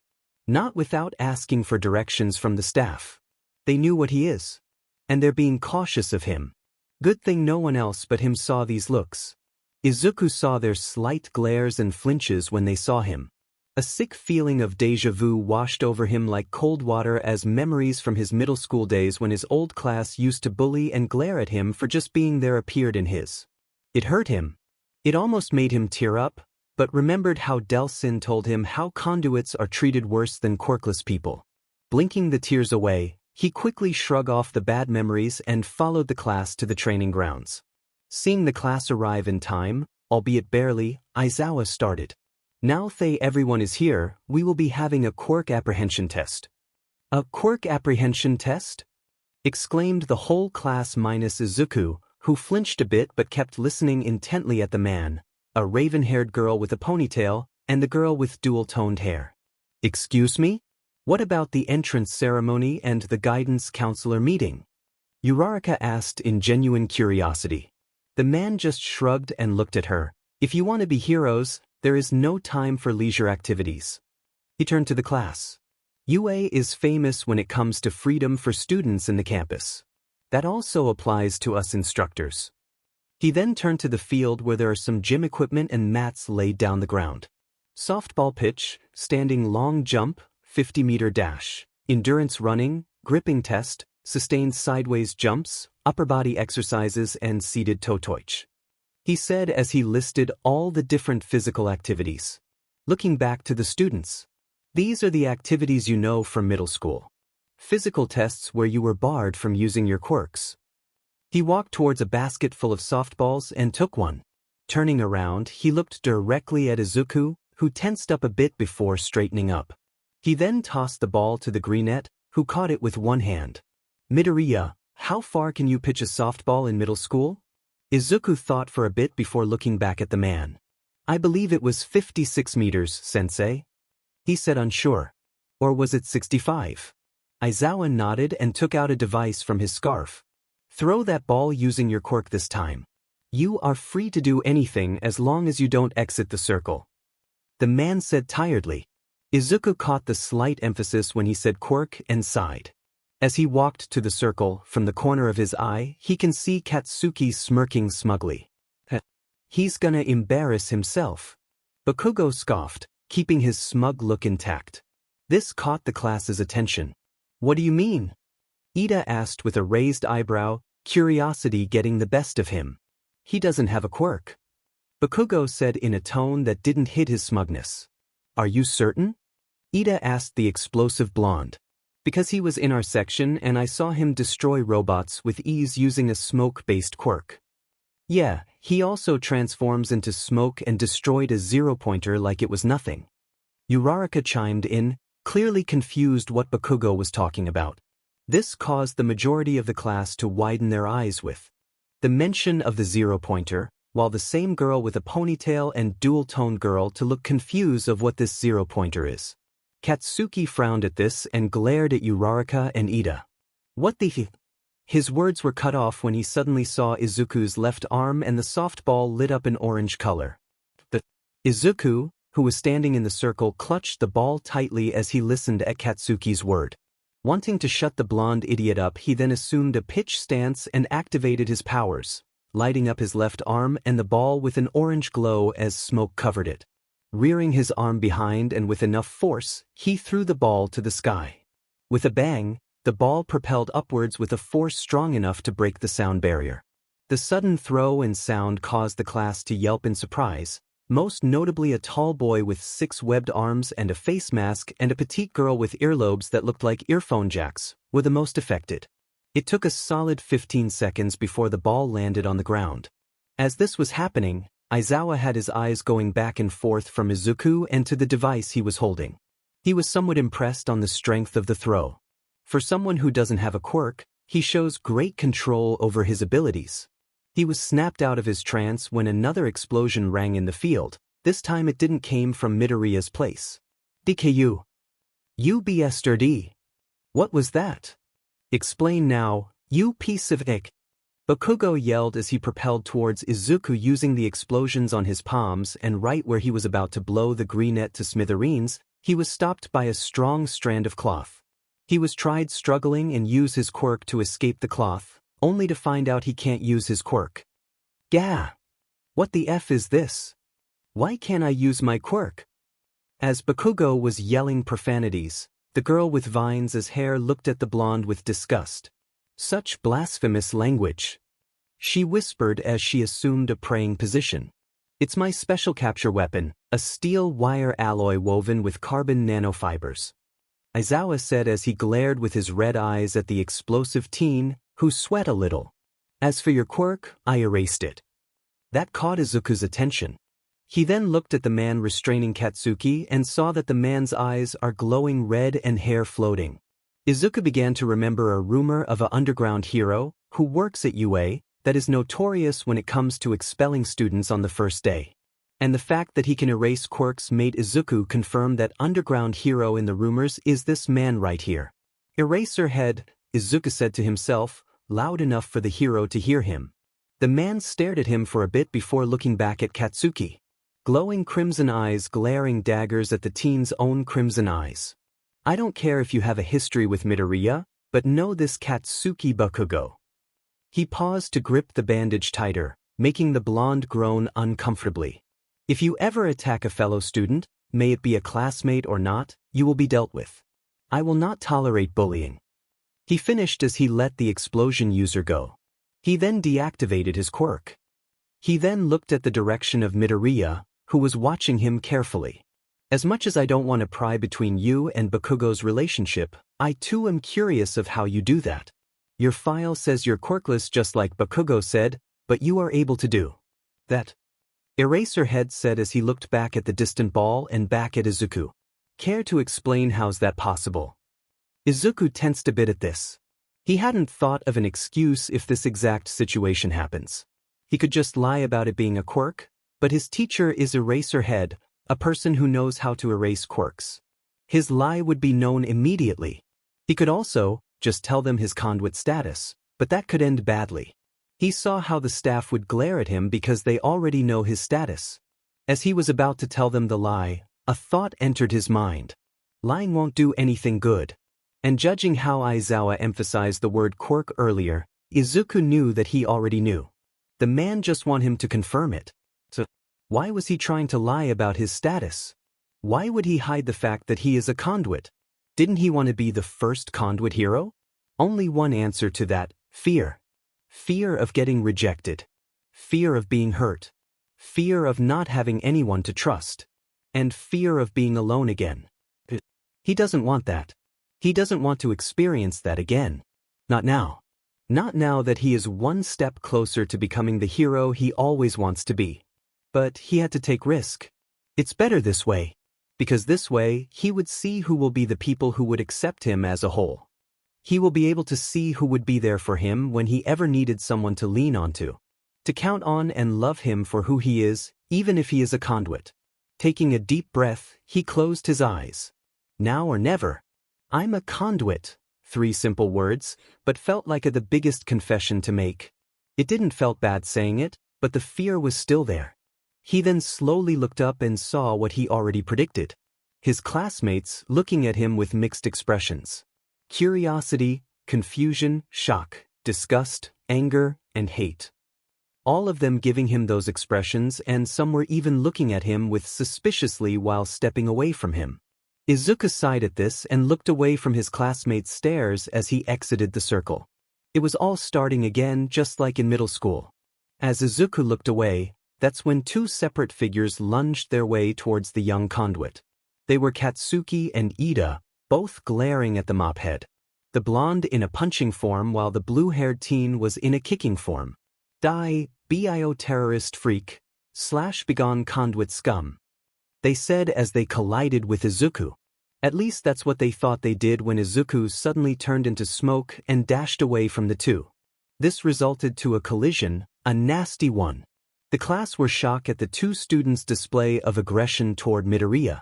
Some of them were about to intervene when the conduit suddenly turned to smoke and evaded the attack, causing the 2 to land their attacks on each other. The class cringed when they heard the 2 attacks landed with a sick impact.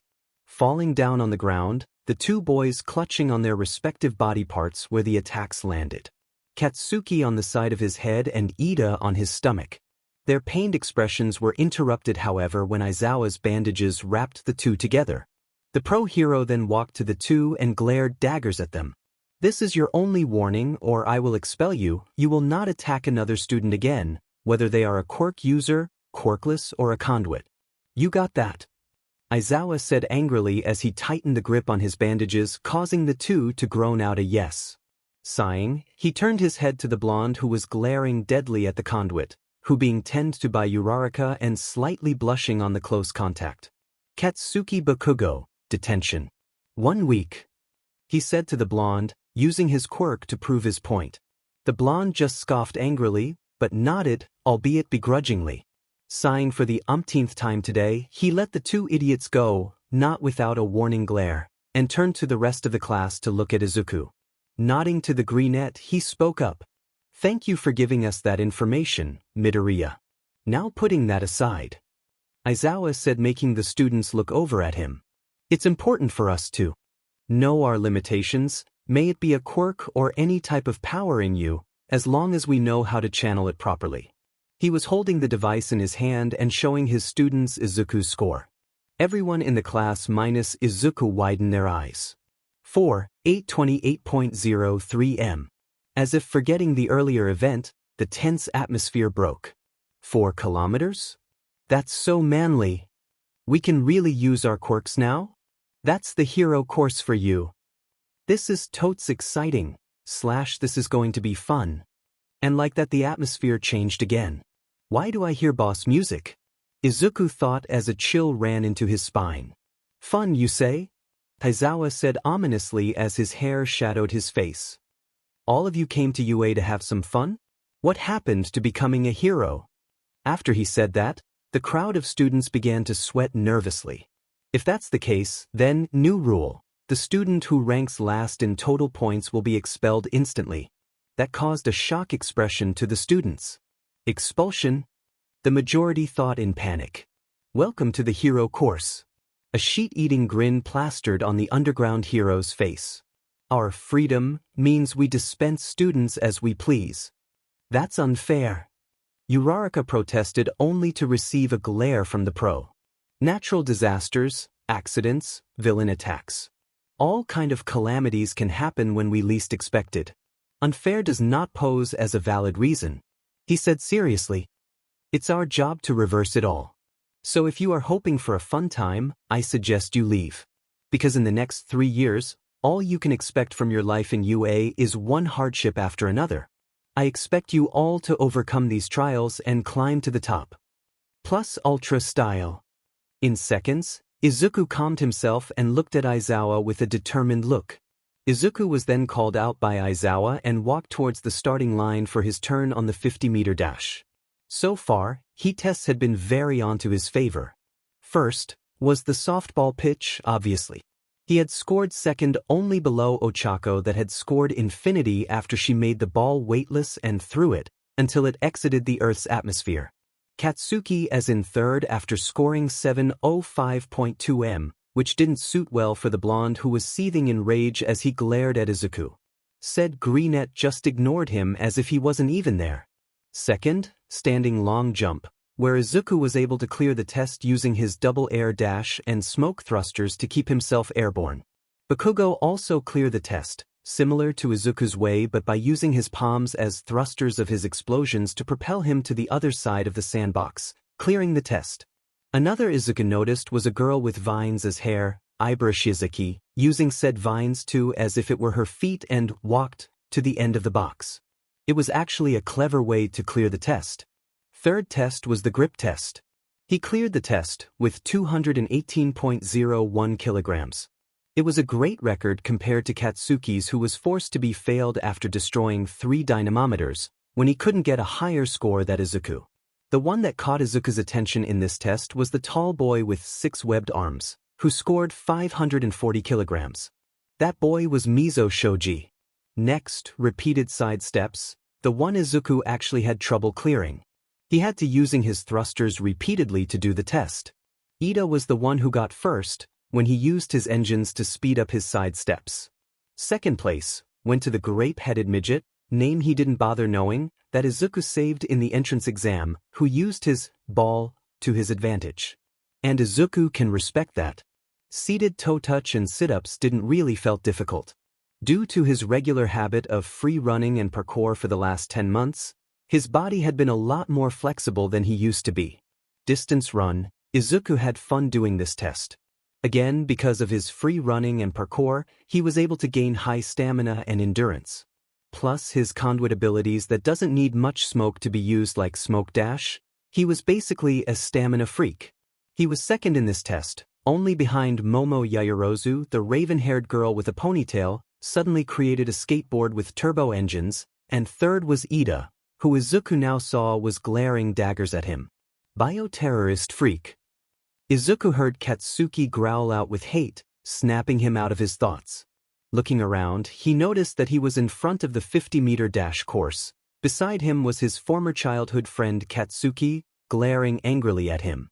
Izuku ignored the blonde as he assumed a running stance as Bakugo just crossed his arms, palms facing away from his face. Small pops began to appear on his palms. As Aizawa starts the timer, Bakugo propelled himself across the field with the help of his explosions acting as thrusters again. As he was halfway through the field, a cloud of smoke suddenly passed him and made it near the finish line before the blonde was. Katsuki speed and powered up his explosions to propel faster. Izuku saw this and used double air dash to pass the finish line. Only for a second or so Bakugo, looking tired and exhausted, passed the finish line. They both look at their results. Izuku Midoriya, 3.44 seconds. Katsuki Bakugo, for 13 seconds. Izuku smiled at the test results and made his way near the group, leaving a yelling Bakugo. And then waited for Aizawa to show the results. The man coughed to stop Bakugo from his yelling and looked at the class. Time for the results, he said as he took out the device in his scarf and pressed it. His declaration made some of the students flinch.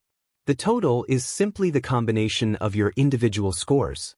One-by-one recitation is illogical, so here they are. He said lazily before pressing a button, and there appeared a hologram to pop out of the device. First, Momo Yaoyorozu. Second, Shoko Todoroki. Third, Katsuki Bakugo. Fourth, Tenya Ida. Fifth, Ibara Shiozaki.